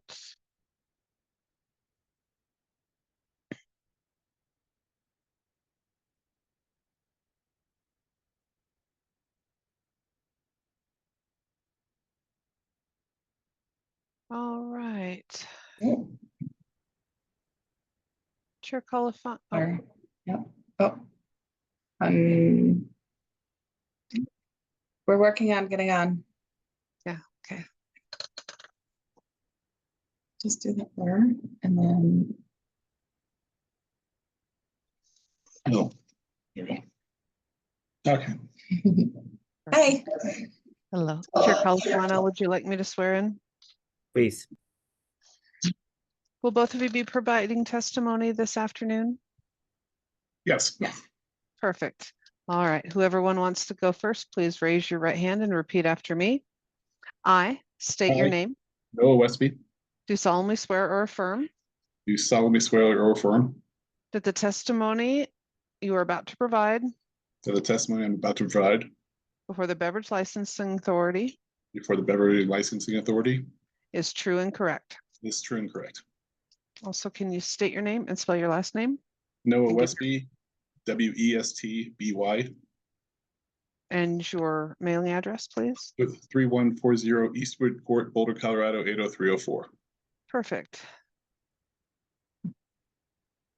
All right. And Tanya, will you be speaking as well today? Perfect. All right. Let's repeat after me. I state your name. I, Tanya Bonino, Do solemnly swear or affirm do solemnly swear or affirm that the testimony you are about to provide that the testimony I am about to provide the Beverage Licensing Authority to Beverage Licensing Authority is true and correct. is true and correct. Perfect. Can you also state your name, spell your last name, and give your address, please? Tanya Bonino, Bonino, 3140 Eastwood Court, Boulder, Colorado, 80304. Okay. And Mr. Maroney, we have previously sworn you in. You will remain sworn in for this as needs and desires petitioning as well, correct? Yes. Perfect. Thank you. Great. And since you're not represented by counsel, I'm going to go ahead and read the proceedings into the record. Okay. This is a public hearing before the Beverage Licensing Authority of the City of Boulder to determine whether or not the application of Tanoa Inc. doing business as Ironwood Bar and Grill for a new hotel and restaurant with optional premise type liquor license shall be granted or denied. This hearing is conducted pursuant to the laws of the state of Colorado and the rules of the Beverage Licensing Authority of the City of Boulder. The purpose of this hearing is to receive information, data, and testimony by interested parties in order to enable this authority to make the findings and to reach the conclusions required to be made by state law as to whether or not the license applied for shall issue. Interested parties are the applicant, residents of the neighborhood under consideration, and the owners and managers of a business located in the neighborhood under consideration. For purposes of determining who is an interested party at this hearing, the neighborhood under consideration is the neighborhood previously defined by the authority. The authority shall make a final determination of the affected neighborhood prior to determining whether the license shall be issued. Any interested parties may speak to the question of neighborhood designation as well as other information relevant to the granting or denial of the application. A record is being made of these proceedings. Those who desire to be heard shall identify themselves by stating their name, spelling their last name, and stating their pertinent address. They shall also be sworn in by the board secretary. Is there any conflict of interest or ex parte communication from any of the board members? Member Califano, no. Member Absalom, no. Member Carr, no. Member Roberts, no. Member Haggerty, no. Great. And is there anyone here in the audience that wishes to speak to this agenda item? If you could please raise your hand. Not seeing any. All right, you may proceed. Hi, guys. Thank you for having us today. We're really excited for this opportunity to be able to provide the restaurant service for the Flatirons Golf Course. We have owned and operated DeGabi Cucina in North Boulder and Boulder for coming up on 22 years now without a single liquor license violation.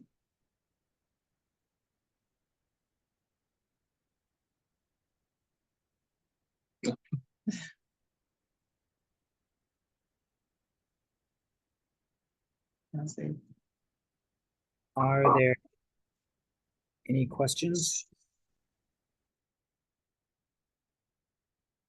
I guess I just have a question. Maybe Kristen can help me out with this. I can see the event space and some of the rules there, but when you operate a liquor license on a golf course like this, you're operating a hotel restaurant type license, but aren't you selling alcohol for people to take outside of a licensed premise? You can help me with Yes. that? I'm trying to understand that. Yeah, certainly. So what they're applying for is your regular hotel restaurant, but because of the type of facility they are eligible for what is called an optional premises, where they have, if you think of like Chautauqua, for example, where they have the auditorium and the dining hall has the liquor license, but then you see different events around at different times. They have the ability to have an optional premises, and they can turn those on and turn those off at any given time. This gives the golf course not only the ability to have, if granted, the liquor license in the clubhouse and on that surrounding patio, but on the grounds as well. And then they can also turn that off if they want to maybe perhaps entertain a special event liquor permit or something to that type. Does that help? That does help. I had never seen a license like this before in my 5 years. So I just wanted to, I guess my big question to Noah and Tanya would be, just in terms you've been running Tagava with no problems on a golf course, things change in terms of service and over service. I just want to make sure that you have systems in place when it comes to over service, especially people around the turn and people come in already with drinks. Just want to see what your systems are in place. I did read some in your policy, but I've been on golf courses before. Do you guys have a policy for over service? Yeah, of course, just like the Gabbies, first will be kind of a visual judgment to make sure slurred speeches, kind of rowdy behavior, anything like that. Second to that would be, offering of water and food to anybody in that situation. Third to that would be trying to find, the appropriate transportation home for that person. Obviously, if they're acting that way, we'd be cutting them off and, offering the alternatives. Yeah. We recently just discussed also maybe hiring additional sort of, not like bouncers, but what would you call it? Like For large events, probably extra security. security and things like that, and on busy days or There's a large event events. space. Yeah, I appreciate that. I think understanding the difference in this type of license, the responsibility gets a little bit bigger than, what you've done in North Boulder. But thank you for answering my questions. I don't have any other questions. Just to elaborate that, I think the expansiveness of the property itself does, we are working very closely with Tom, who's the golf course manager, the groundskeepers, the pop marshals, the pace of play marshals, and everybody else that will be on the grounds during that time to keep an eye out, because there is that variance.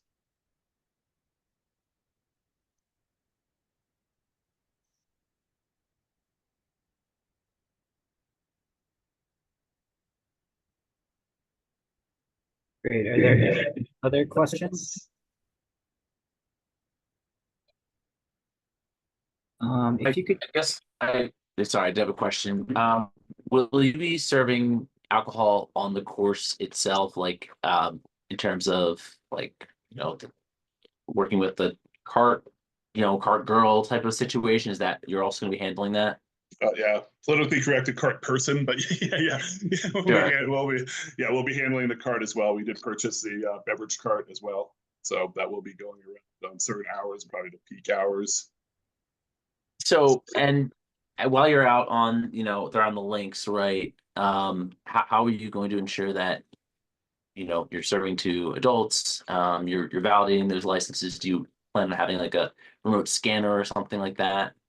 Yes, yeah, we're planning to have a remote scanner. The problem with the scanner is, again, it would have to be on a network, not on an internet. There's no internet on certain parts of the golf course, so definitely traveling with the book itself. A very obviously trained employee would be, in that role. Wristbands. We could do multiple different things, but yeah, basically the operator of the cart itself will be very well trained and be able to be carting everybody as they go along with the book and everything. Thank you.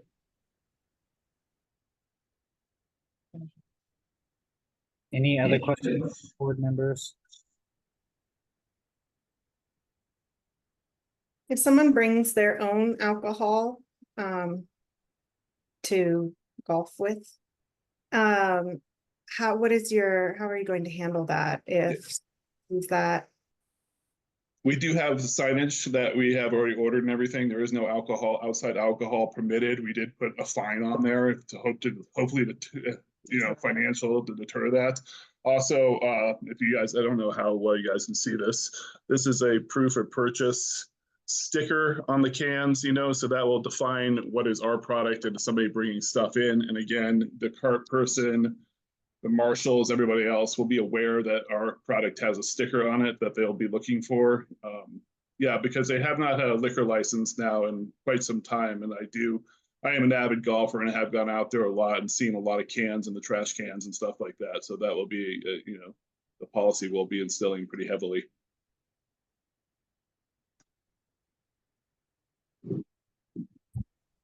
Great. My only question was if you could discuss a little bit about your petitioning packet. Sure. Uh, Patrick? Yeah, well, I'd be glad to. Thank you. Thank you. Again, thank you, board. Patrick Maroney, again, President of Alcohol Petitioning Services. Glad to do this one as well. We're hired to do a petition for a hotel and restaurant license with an optional premises permit for Tanoa Inc. doing business as Ironwood Bar and Grill at 5706 Arapahoe Road in Boulder. Same methodology, 21 years or older on our circulators. They have our logo and apparel and name tag. They had the map from the city of Boulder where we could petition. They had a petition form with them, a list of other hotel and restaurant with optional premises or not in the area, and then tally sheet. So we conducted the petition on Monday, June 3rd with three circulators and Friday, June 7th with one circulator. People were asked to look at the form, look at the petition. We're verbally told of the license type being applied for, the location, and then the location and other licenses in the area. Each person that indicated that they were 21 years or older and they were located in the boundaries and were a resident of that neighborhood or an owner or a manager of a business. Initial tally was we received 122 signatures, 117 in favor, 5 were opposed. About 96% in favor, about a little over 4% opposed. The 5 reasons that were given about opposition: one person had traffic was about traffic. These were all from residents. All businesses were supportive. One person discussed about alcohol and driving was a concern, and 3 people did not give a reason why they opposed. They just said no. So we obtained 122 signatures. 189 people did not answer the door when we rang the doorbell. 64 people were not willing to sign. 2 businesses were vacant or closed, and 39 people at businesses were no owner or manager was available. So a total of 416 attempts to get signatures. Of the 64 people that were not willing to participate, 37 did not have an opinion. 17 people were too busy, and 10 people were not interested in participating in signing. So we had a rate of 29.3% of attempted contacts, which is about average, maybe a little bit above average. 65% plus when we obtained an eligible signature where they signed, which is about average, a little bit below. So it's actually a pretty decent turnout. There were 6 signatures that I felt were disqualified. 4 people at businesses did not indicate whether they were an owner or manager. They were all in favor, by the way. 1 person at a business did not indicate their age. It's hard to, they may have been over 21, but the form does not say so. And then 1 person and a resident did not indicate their age and they were in opposition. So if you take away the disqualifiers, you have a total of 116 total votes, 112 in favor, 4 opposed. So a little over 96% in favor still. Of the 4 signatures left over that were opposed, if you want to take a look at the needs and desires definition about the same type of licensing, and does this serve the neighborhood? Really none of the answers really apply to that. So if you look at a sliding scale of what the result is, depending upon how you want to take those no's, anywhere between 96, pretty much 96 to 100% were in favor. So it's really good, still a really good turnout.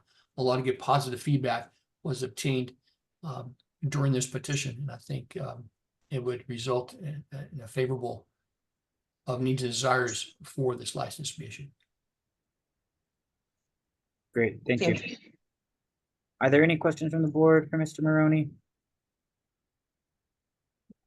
Seeing any? All right, great. Did you all have anything else that you'd like to present to us before we close for deliberation? Anything else? No. Yeah, I think we're pretty good. Yeah, thank you. I had one last question. Absolutely. I don't see anything about food. Will there be food offered for people along with, is there going to be food offered at the establishment as well and on that dynamic cart? Yeah, the carts doesn't have like a warmer or anything like that, but yeah, we'll do Snickers bars and different bars on the cart, but the restaurant itself is going to be 85% food to 15% alcohol sales. So there'll be a lot of food. It's a full we'll call it upscale American menu. And breakfast, lunch, and dinner. Mm-hmm. Take out burritos, take out sandwiches. So if somebody is there not during breakfast, lunch, or dinner, will there be food available if they're doing like an afternoon? There always will be food. Yeah, there'll always be food. There'll be a full service kitchen available at all times. Yeah. And open to the public too, so not just golfers. Yeah. Awesome. I want to personally thank Kristen for all her hard work and helping me with the process of the application. I feel, I was going to offer ownership. Thank you. It was a pleasure. All right, great. At this time, we will close for deliberation. Is there a motion? Member Califano thinks it all looks pretty put together and good. So Member Califano would make a motion to approve this liquor license. Member Roberts would second your motion to approve this liquor license. Great. All in favor say aye. Member Califano, aye. Member Absalom, aye. Member Carr, aye. Member Roberts, aye. Member Haggerty, aye. License approved. Thank you. Thank you all very much. Come and see us. Good luck, guys.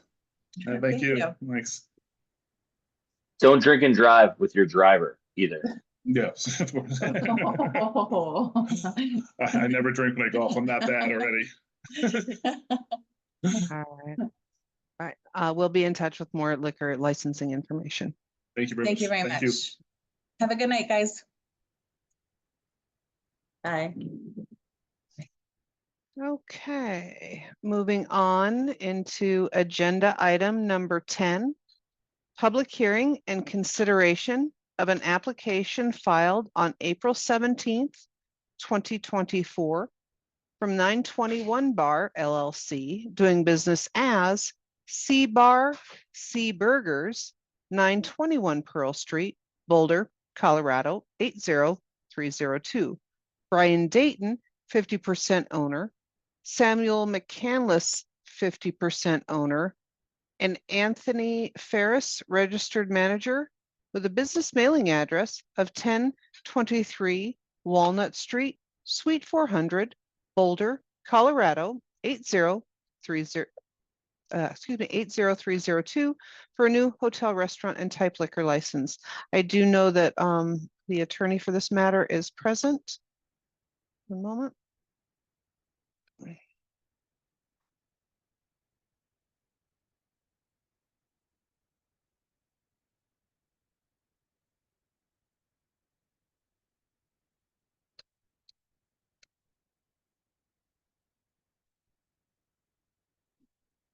Hello,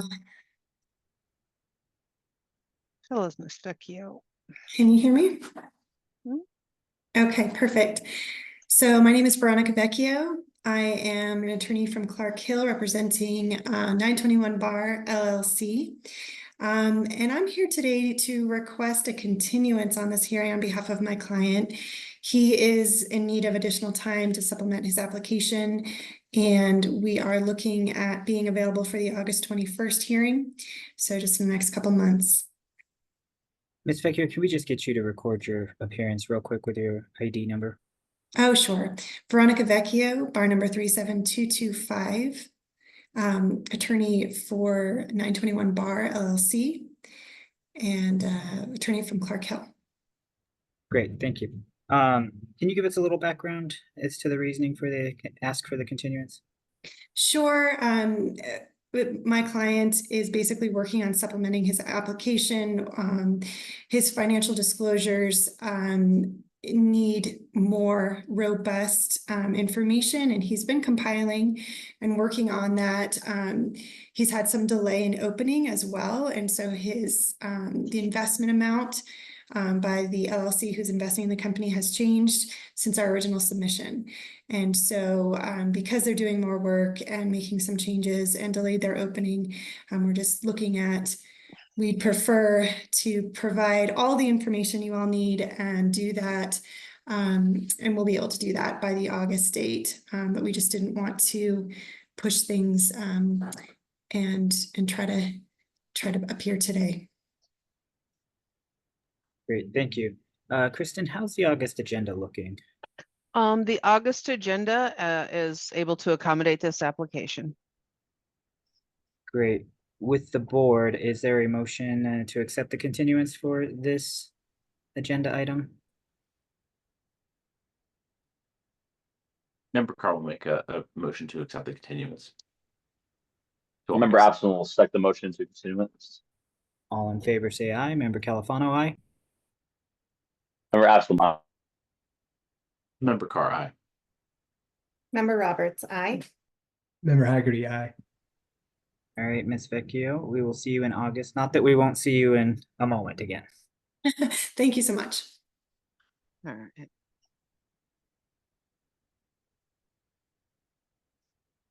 All right, and I am Ms. Vecchio. I'm just going to stop your video since you'll be up with us.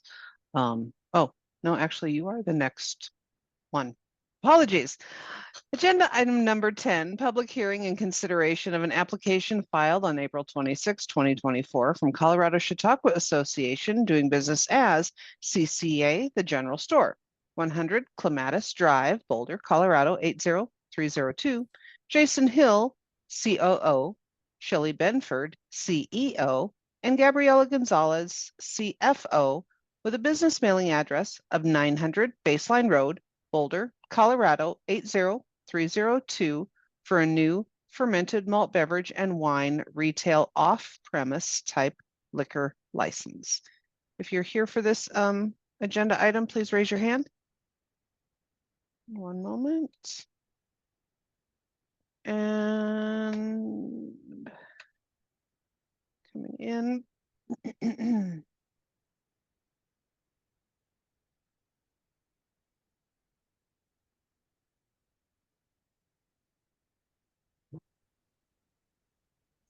Wonderful. Chair Califano, I will swear in. Thank you. Mr. Hill, would you raise your right hand and repeat after me?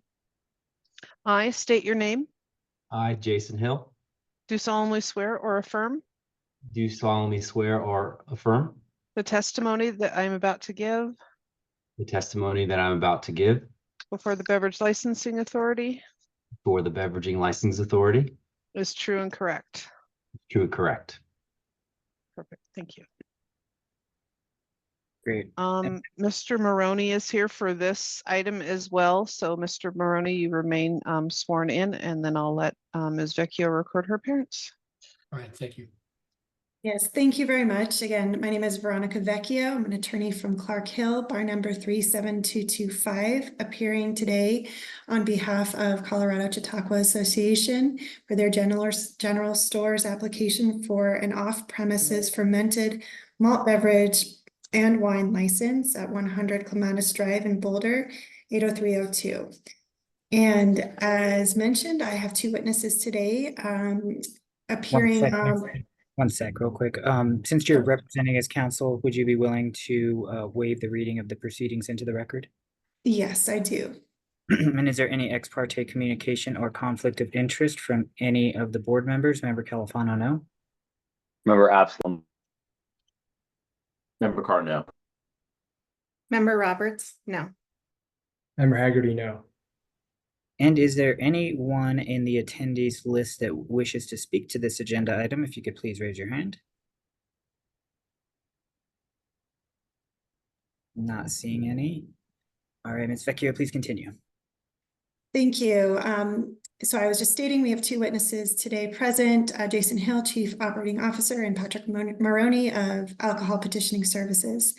And first I'll call Mr. Hill. And Mr. Hill, if you could please state your name and spell your last name for the record. Sure, Jason Hill, last name Hill. And what is your age and home address? I'm 41 years old and home address is 747 North Downing Street in Denver, Colorado. And please provide a brief background of your education and experience in management. Sure. I have a bachelor's degree in natural resource sciences from many moons ago. I have a master's degree in public policy with a specialization in environmental policy. There have been several twists and turns in my career, but I've spent the better part of the last 12, 13 years in nonprofit leadership, working across a few different industries, most notably land conservation, historic preservation, property management, and the last 7 or so years in hospitality and the concerts and events space. I currently manage approximately 40 full-time staff and indirectly oversee between 20 and 60 seasonal staff at Chautauqua. I've been in various management positions for about 18 years. And Colorado Chautauqua Association is a 501c charitable nonprofit organization with no shareholders. Is that correct? That's correct. And there is a board of directors, correct? Correct. And which members of the board are primarily responsible for and involved with liquor licensing for CCA? So that'd be myself, Jason Hill, Chief Operating Officer, Shelley Benford, our Chief Executive Officer as well. And what is your role as the Chief Operating Officer? What are your responsibilities? Sure. I oversee the strategic planning, financial management, and operations of our hospitality departments, concerts and events, historic preservation, facilities and grounds and retail operations. I also serve as the liaison, sort of liaison role with our restaurant operators at the dining hall, Three Leaf Concepts. This is a very close partnership that we have with them, a little more than just landlord, as the dining hall is our dedicated caterer and concessionaire for our events, for hundreds of private events and concerts that we host every year. So I've been indirectly involved to varying degrees with the liquor licensing and alcohol services at the various sites I've managed, both here in Colorado and on the East Coast where I'm from. if approved, this will be the most direct hands-on management I've had with a liquor license. As you can see today, we've hired you, council, to ensure that we're doing all the right things in our pursuit of this application, and you know, from the application process to the petitioning process, making sure that we're up to date on laws and licensing matters, and all of the pretty involved staff training that that we've done and are gearing up to continue to do. Perfect. And if you could just give the panel a brief summary of the concept of the general store. What do you all sell and what's it like? Sure, yeah. Hopefully you've been there before. It's a pretty special place. The general store is well, to be honest with you, it's sort of a break-even operation for us that has always been thought of as an amenity, if you will, for the hundreds of thousands of visitors that and event patrons and lodging guests and that we see every year. So we have an F&B arm to the general store, primarily ice cream, coffee, packaged sandwiches and salad, energy snacks galore. And we also have a retail side that serves as a gift shop.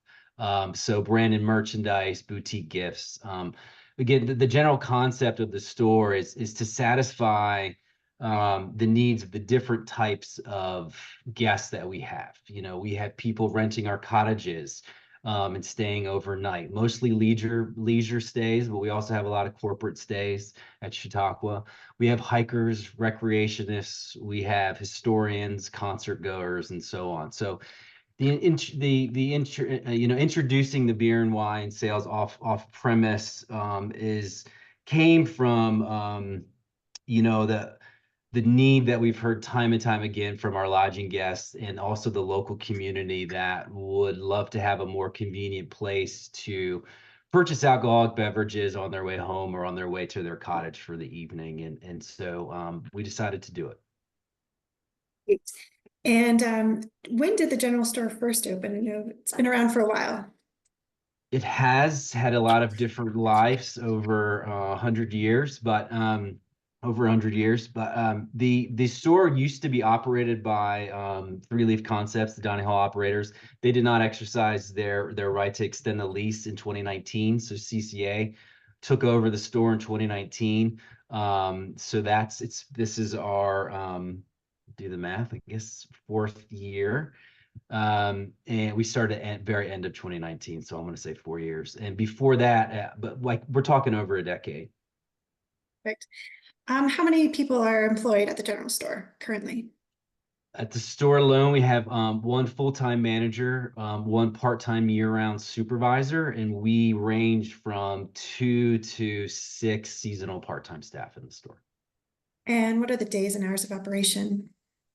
So seasonally they change a little bit. Our high season from May through October, it used to be like September, now it feels like it's through October, is from 9 a.m. to 7 p.m. Actually it's 7 p.m. on concert days. On other days we close at 6. And January through March and also November through December, where we close at 4 p.m. So we're open 9 a.m. to 4 p.m. on those months, in those months. Right. And where will the alcohol be stored on premises? I mean, I mentioned it's exclusively wine and beer, so I say alcohol, but where are you planning on storing it? Yep. As identified on the diagram, beer and wine will be stored in the northeast corner of the store with there's a beverage cooler and we'll have a wine rack there. We will also, as indicated in the application, overstock, which is not going to be a lot, will be stored as indicated on the diagram in the back behind the POS in a locked cabinet. Okay. And if you could describe training and what you've already had done and what you plan to do in the future to make sure sales occur legally and to anyone who's over 21. Sure. Yeah. We've developed on-site trainings, policies, and procedures. We've also spent time with you, consulting with you. we have standing meetings, something that we call stand up, that we will use for spot trainings. Just so we do it for safety now. We're going to include this. It's a way to just always keep safety, and now the importance of doing our due diligence in alcohol sales in these spot trainings. We're also so we had all of our executive team, the three people mentioned earlier, as well as our general manager and our store manager, went through Patrick's training course, which was really great and a refresher for some people and new for others.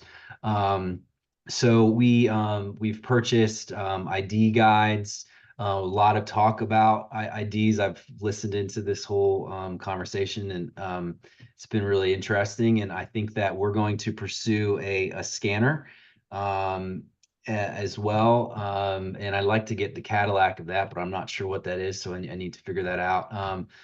But that's just one piece of it. There's all of our training will be focused on both that and understanding, and making evaluations of individuals that enter our establishment to ensure that the sale makes sense, for lack of a better word. So no, I think we've decided we're not going to accept vertical IDs, and we are going to ID everyone regardless of age or hair color, as a precaution.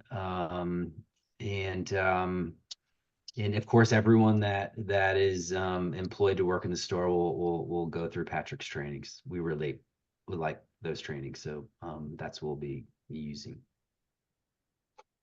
In the event something goes wrong, what would be the consequences for an employee who violates any of your policies for serving alcohol or selling alcohol to a minor? Yeah, well, I think first thing we do is evaluate what happened and understand what happened and the severity of what happened, and that could lead to consideration of a variety of things, from further training to immediate, termination. We also had our head of HR attend the Patrick's training. She's been in the hospitality industry for a while. And it was helpful to make sure that she's up to speed on this as we navigate, any staffing issues. So, that's our general course of action, is always to understand what happened and make the decision from there. Perfect. And I don't think we've had testimony on this yet, but was a poster posted on the premises advertising a hearing today to the public? Yes. And who posted the premises? Our general store manager, her name is Gina Dow. Perfect. And do you know if the poster is currently still on premises? I do, yes. Okay. And do you know the date when it was originally posted? June 13th. Perfect. We've completed our round of testimony, and I tender the witness to licensing authority for further questions if there are any. Great, thank you. Are there any questions for Mr. Hill from the board? I do have a question, Mr. Hill. So, knowing that you're in Chautauqua Park there, and there's that great lawn and everything, people are there playing frisbee and everything else. How would you, I guess, or help the community avoid having people buy alcohol from your store and then take it right out to the lawn, start drinking it? Risks of people who are already intoxicated coming there, buying, having alcohol, bring their own alcohol. How have you thought about that? Yeah, it's a fair question. So a few different things. Number one, signage, right? The obvious thing. So we have a signage plan on the premise to ensure that we're communicating to people that it is illegal activity to drink in public, for instance, on the green. The other thing that we do is, we're a big concert venue, as you all probably know, and we have a really great relationship with police chief, fire chief. I meet with them on a regular basis. And we always encourage, we love their presence on site, and so we encourage patrols of the site, particularly on really busy days. And we also have really close relationships with the city, right? We're under a city lease. Actually, the city owns the land that we operate on. And so we have very close relationships with Parks and Rec and OSMP as well. And so, it's we have not had any issues at Chautauqua with this, and we like to keep it that way. So, I think it requires some extra vigilance, but I think we'll continue to do the things that we do with the addition of the signage to ensure that people are being safe and following laws. So, hope that answered your question. Thanks. Would just as a follow-up, like, are you like, if you were to see someone take alcohol outside of your store and crack open some beers and take it out to their friends, like, would that be a situation where what would you do in that situation? The protocol in that situation would be to notify management immediately. We have a significant amount of management on staff, from managers to general managers, one general manager that oversees hospitality and one that oversees public events, and then another that more generally oversees grounds. And so all of those folks report into me, but the first thing to do would be to notify a manager. And then we would evaluate the situation. We would probably most likely, depending on if people felt safe, we always make sure that people feel safe approaching others. We would approach that person and let them know. If we didn't, for whatever reason, then immediately we would call the police and make sure that the police are notified in doing that. So we think that a lot of times we can handle those things in-house, and we've learned our lessons sometimes that people are crazy sometimes. And so we sometimes, we'll just defer to the police. So. I believe I saw and it might have been yours, but I'm sorry, I see a lot of applications that you hire outside security occasionally, like when there's concerts and things like that. That's correct? We do. We have we actually scale it based on attendance, but most of our shows are sold out these days, and so in the auditorium at least. And so we have like seven to nine security personnel around the auditorium, and we also usually have a roamer. The store is a little bit separate from where the auditorium is, but we also have a roamer. So yes, thank you. That is another sort of part of our operation. Again, we think that the real attraction here is our lodging guests that are staying in private units, and that's where a majority of our sales will come from. And we're predicting about no more than 10% of sales in the store. We sell a lot of ice cream and coffee, so. Thank you. One last quick question I had as a follow-up to that, and you may have stated this earlier and I missed it, but when you get a group of guests come in, maybe not guests, but say they're looking young and there's maybe 2-3 of them, and one of them goes to buy and they are of age, are you checking everyone's ID at that point, or just the individual that made the purchase? No, we would check everyone's ID if they came in together and they were standing there. Especially, I think that there's some interpretation, right? I think we try to keep a watchful eye. We'll keep a watchful eye on anyone purchasing alcohol, and if we see people fumbling, the second anyone touches alcohol as they come in the store and approach the counter, they all need to be ID'd. Great, thank you for that. Any other questions from the board? Not seeing any. Ms. Vecchio, you may proceed. Yeah, I'd like to call my second witness, Patrick Maroney of Alcohol Petitioning Services. Mr. Maroney, if you could state your name and spell your last name for the record. Patrick Maroney, Maroney. And if you could state the name and the nature of your business. Alcohol Petitioning Services, provide neighborhood reports. I'm president of the company. And what services did you provide the Chautauqua General Store? We did a neighborhood survey on Monday, June 10th, with 5 circulators. And can you describe the method and process of conducting that survey? Again, all of our circulators are 21 years or older, with our logo of our company on name tags and shirts and hats and everything like that. They went around the neighborhood from the designed or the designated neighborhood from the city, the map that was provided to us. With the circulators, they have the petition where people can either sign in favor or opposition for this license. They had a tally sheet of people that did not want to participate, and a list of other F&B and wine retailers in the area. Each person was that was talked to, that was in the area, in the neighborhood that is, was shown the petition form. They were asked to read the form. They were verbally told of what kind of license was being applied for and the location, which pretty much everybody knows where this is, you know, in the neighborhood.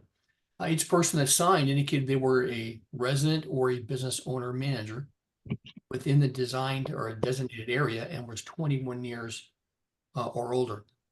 Each signature was voluntarily provided without any influence of the circulator. We do not guarantee results. We are non-biased, and we just want to tally the information given to us. So that was our methodology. And what was the initial tally? We received 122 signatures, 15 from businesses and 107 from residents. Of the 122, 104 were in favor, 18 were opposed. And what were the reasons for the objections? Several. There was a lot of different reasons, and outlined in my report. One person, again, these were all from residences, except for one. One person said because there was camp had kids in the area, so worried about kids. One person was worried about glass bottles and not being allowed in the city parks. One person was concerned about a restaurant next door, worried about drunkenness in the park. One person said it did not seem to fit the intended atmosphere of the Chautauqua and was disruptive. Another person said they already have in the dining hall, I'm assuming alcohol. Character of the general store was another issue raised. And one said there was a bar there as well. One person said there was too many parties and children present. And one person said they support the independent liquor store versus a new F&B and wine retailer. And then 9, one business and 8 residents did not give a reason. So a total of 18. And notwithstanding those objections, what was the percentage of those in favor versus against? Well, outside of the needs and desires, the percentage was 99% in favor and 1% opposed. If you remove need and desires as from those reasons. And based upon your survey, do you believe that the needs and desires of the neighborhood would be met by this new liquor license? I do. Again, we went to 420 residents and businesses, obtained 122 signatures, 248 residences did not answer the door, 38 were not willing to sign, 4 businesses were closed or vacant, and 8 managers, or 8 businesses did not have a manager and owner. So 420 attempts to get signatures, 122 I think was a good amount of signatures. The percent of, again, if you remove needs and desires, 99% were in favor. So I do believe this is favorable for a new F&B and wine retail. Perfect. And at this time, I tender the witness to the authority for further questions, if any. Are there any questions from the board from Mr. Maroney? Not seeing any. Thank you very much, Mr. Maroney. Thank you. And just a brief concluding statement that the Colorado Chautauqua Association's general store's application for an off-premises beer and wine liquor license is in order. The applicant is experienced, has extensive knowledge of the Chautauqua area, of what the neighborhood needs are. We heard testimony that the needs and desires of the area would be met by granting the license. For those reasons, we request that Colorado Chautauqua Association receive and issue their off-premise beer and wine liquor license. Thank you. Great, thank you. At this point, we will close for deliberation. Is there a motion? Member Califano would move to approve the license. It seems like a very well put together application. Member Carr would second that motion. All in favor say aye. Member Califano, aye. Member Absalom, aye. Member Carr, aye. Member Roberts, aye. Member Haggerty, aye. License approved. Thank you. Thank you. Appreciate it.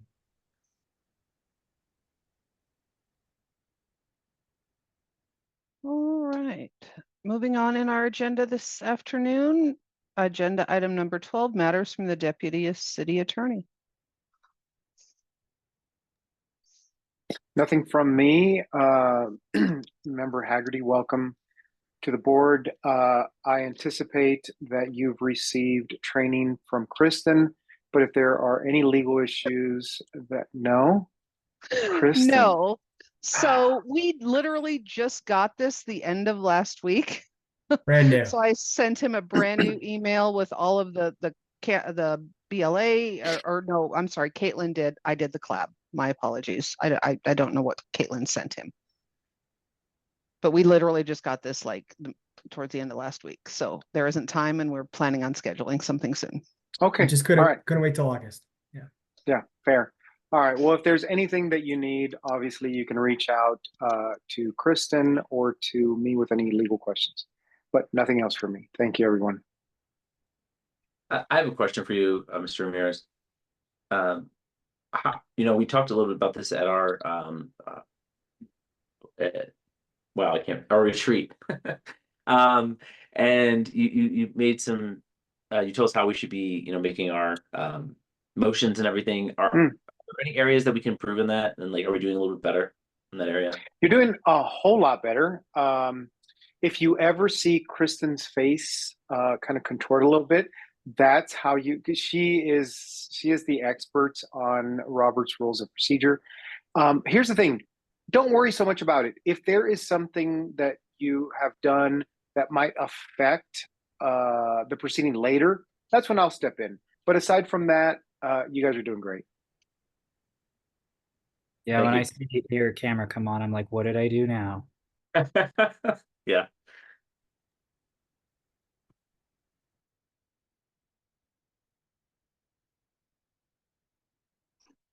Okay, we'll continue on with my non-twisting face to agenda item number 13, matters from the licensing clerk. As you can see, there are no neighborhood boundary settings for the August 21st, 2024 BLA hearing. There are, excuse me, 3 transfers that are being administratively processed: Usaba Downtown, Folk Kitchen Bar and Grill, and Larry's Protos. There were no Colorado liquor sales rooms for consideration for breweries, wineries, and distilleries. And in the packet, you were provided the special event liquor permit list, as well as the liquor license renewals list sent. As a reminder, by consensus, you voted to not have the July 17th meeting due to lack of applications, as well as staffing considerations for a week-long training out of the area. Does anyone have any questions for licensing staff? I have just one quick side question. Kristen, are you available for a phone call? It shouldn't take more than 5 minutes after the hearing. Absolutely. Are Absolutely. you on your office line? Yeah, I'm here in the office just for hearing. I don't have my background on in Zoom. I just have my cabin background instead. Great. I'll call you right after. You bet. Nothing else. We'll move on to the last agenda item of the evening. Agenda item number 14, matters from the chair and members of the authority. Anything from the board? No, just welcome Brendan. Yes, welcome to the group. Thanks, everyone. Glad Just to be wait here. for the good hearings. Yeah. It's exciting. Yeah. Right in the deep end. I love it. Yeah. Awesome. Remember, absolutely make a motion to adjourn. Real quick, do we need to have a conversation about a couple things from earlier in the meeting today? One was about scanners and the process we should take on, if we want to take that on, and then the amending city code, that is. Let me just finish that thought. And then the second part was around accepting, I believe it was accepting other trainers or tips trainers. We wanted to make something more official in that area. Yeah, I was gonna leave that up to the August session, so we would have time to kind of think about it. Maybe do some investigation in the processes with it, see what we're actually getting into. I don't know how the rest of the board feels about that. I had thought that we had discussed that already at the retreat. We had discussed, or whenever it first got brought up, we said we'd be willing to accept other state approved vendors in terms of training, just because of what's happening with TIFs. I thought we had already kind of said we would do that in a sense that we would accept it, Well, we're accepting them, but I but we don't have to think, change the policy then. as I made the mistake of saying tips only, but it was really, we accept all three. Tips was just the most popular, I feel like. Yeah, yeah, and I mean, I thought we, but I'm with you. The scanner thing, I think, is a big issue to discuss because Chris, that's a huge different thing.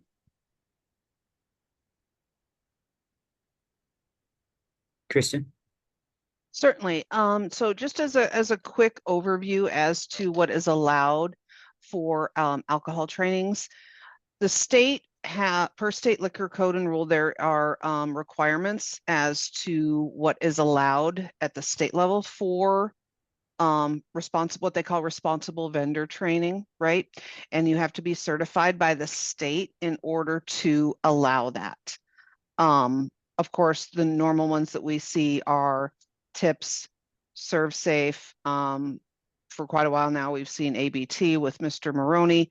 But there's a list where they could get training from any state approved certified agency. Some places have their police departments or sheriff's departments as the certified trainers. There's a couple other jurisdictions around the state, quite a bit. So just know that it just may not always look like tips when you're getting things in your packet, but if you guys want to make something more set in stone, that would be something that Mr. Ramirez could advise on. I just kind of wanted to put that framework out there as far as that it must be a state approved vendor by state law. I have nothing to add to that, but I did want to talk about what Member Carr brought up, which was the issue of potentially changing the ordinance. My recommendation would be to perhaps appoint two of you to make a committee to look into the matter, to do some research, see what other jurisdictions are doing, and then report back to the board. And we've talked about why two would work because of the issues with the open meetings law, the sunshine law. So if that is something that you want to look into, that's at least my suggestion, that two of you decide, we're going to be the subcommittee and we're going to look into this and then kind of report back to the rest of the board.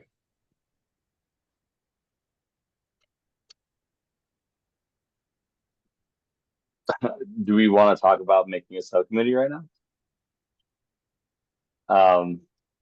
I personally I think that this is a huge change in a requirement for licensees in terms of every single licensee requiring some sort of scanner product. And I will also say this, after reading the Colorado statute around the fake IDs, I think there's some confusion there too. I think when you talk about, you can operate a compliance check with a fake ID, but if the fake ID is good enough and you have a book next to it, you can still accept that ID. You cannot put that burden on a licensee. It says it in the Colorado State Code. So I think we have a lot of things to discuss around those two things, the fake ID thing and the scanner thing. And both of those are large issues. And if we're going to take those on, it's going to be a big thing because it's a big change, both of them, the understanding of it. So maybe we set a time in August to really discuss it rather than set up some subcommittees right now. Maybe can we put something in the agenda at the That was end? my intention. Yeah. Yeah, that's what I thought you were saying, Matthew. I think that's a good idea. And then we It's can not make a just, plan. yeah, 15 And then we minutes. can take, yeah, we can take the time, like each of us can look into the fake ID thing and the scanner thing. And at the end of the hearing in August, the five of us really can have a discussion about it. Well, we also have to consider the financial burden that this may be putting on establishments. I know that some of those nicer ones are not cheap.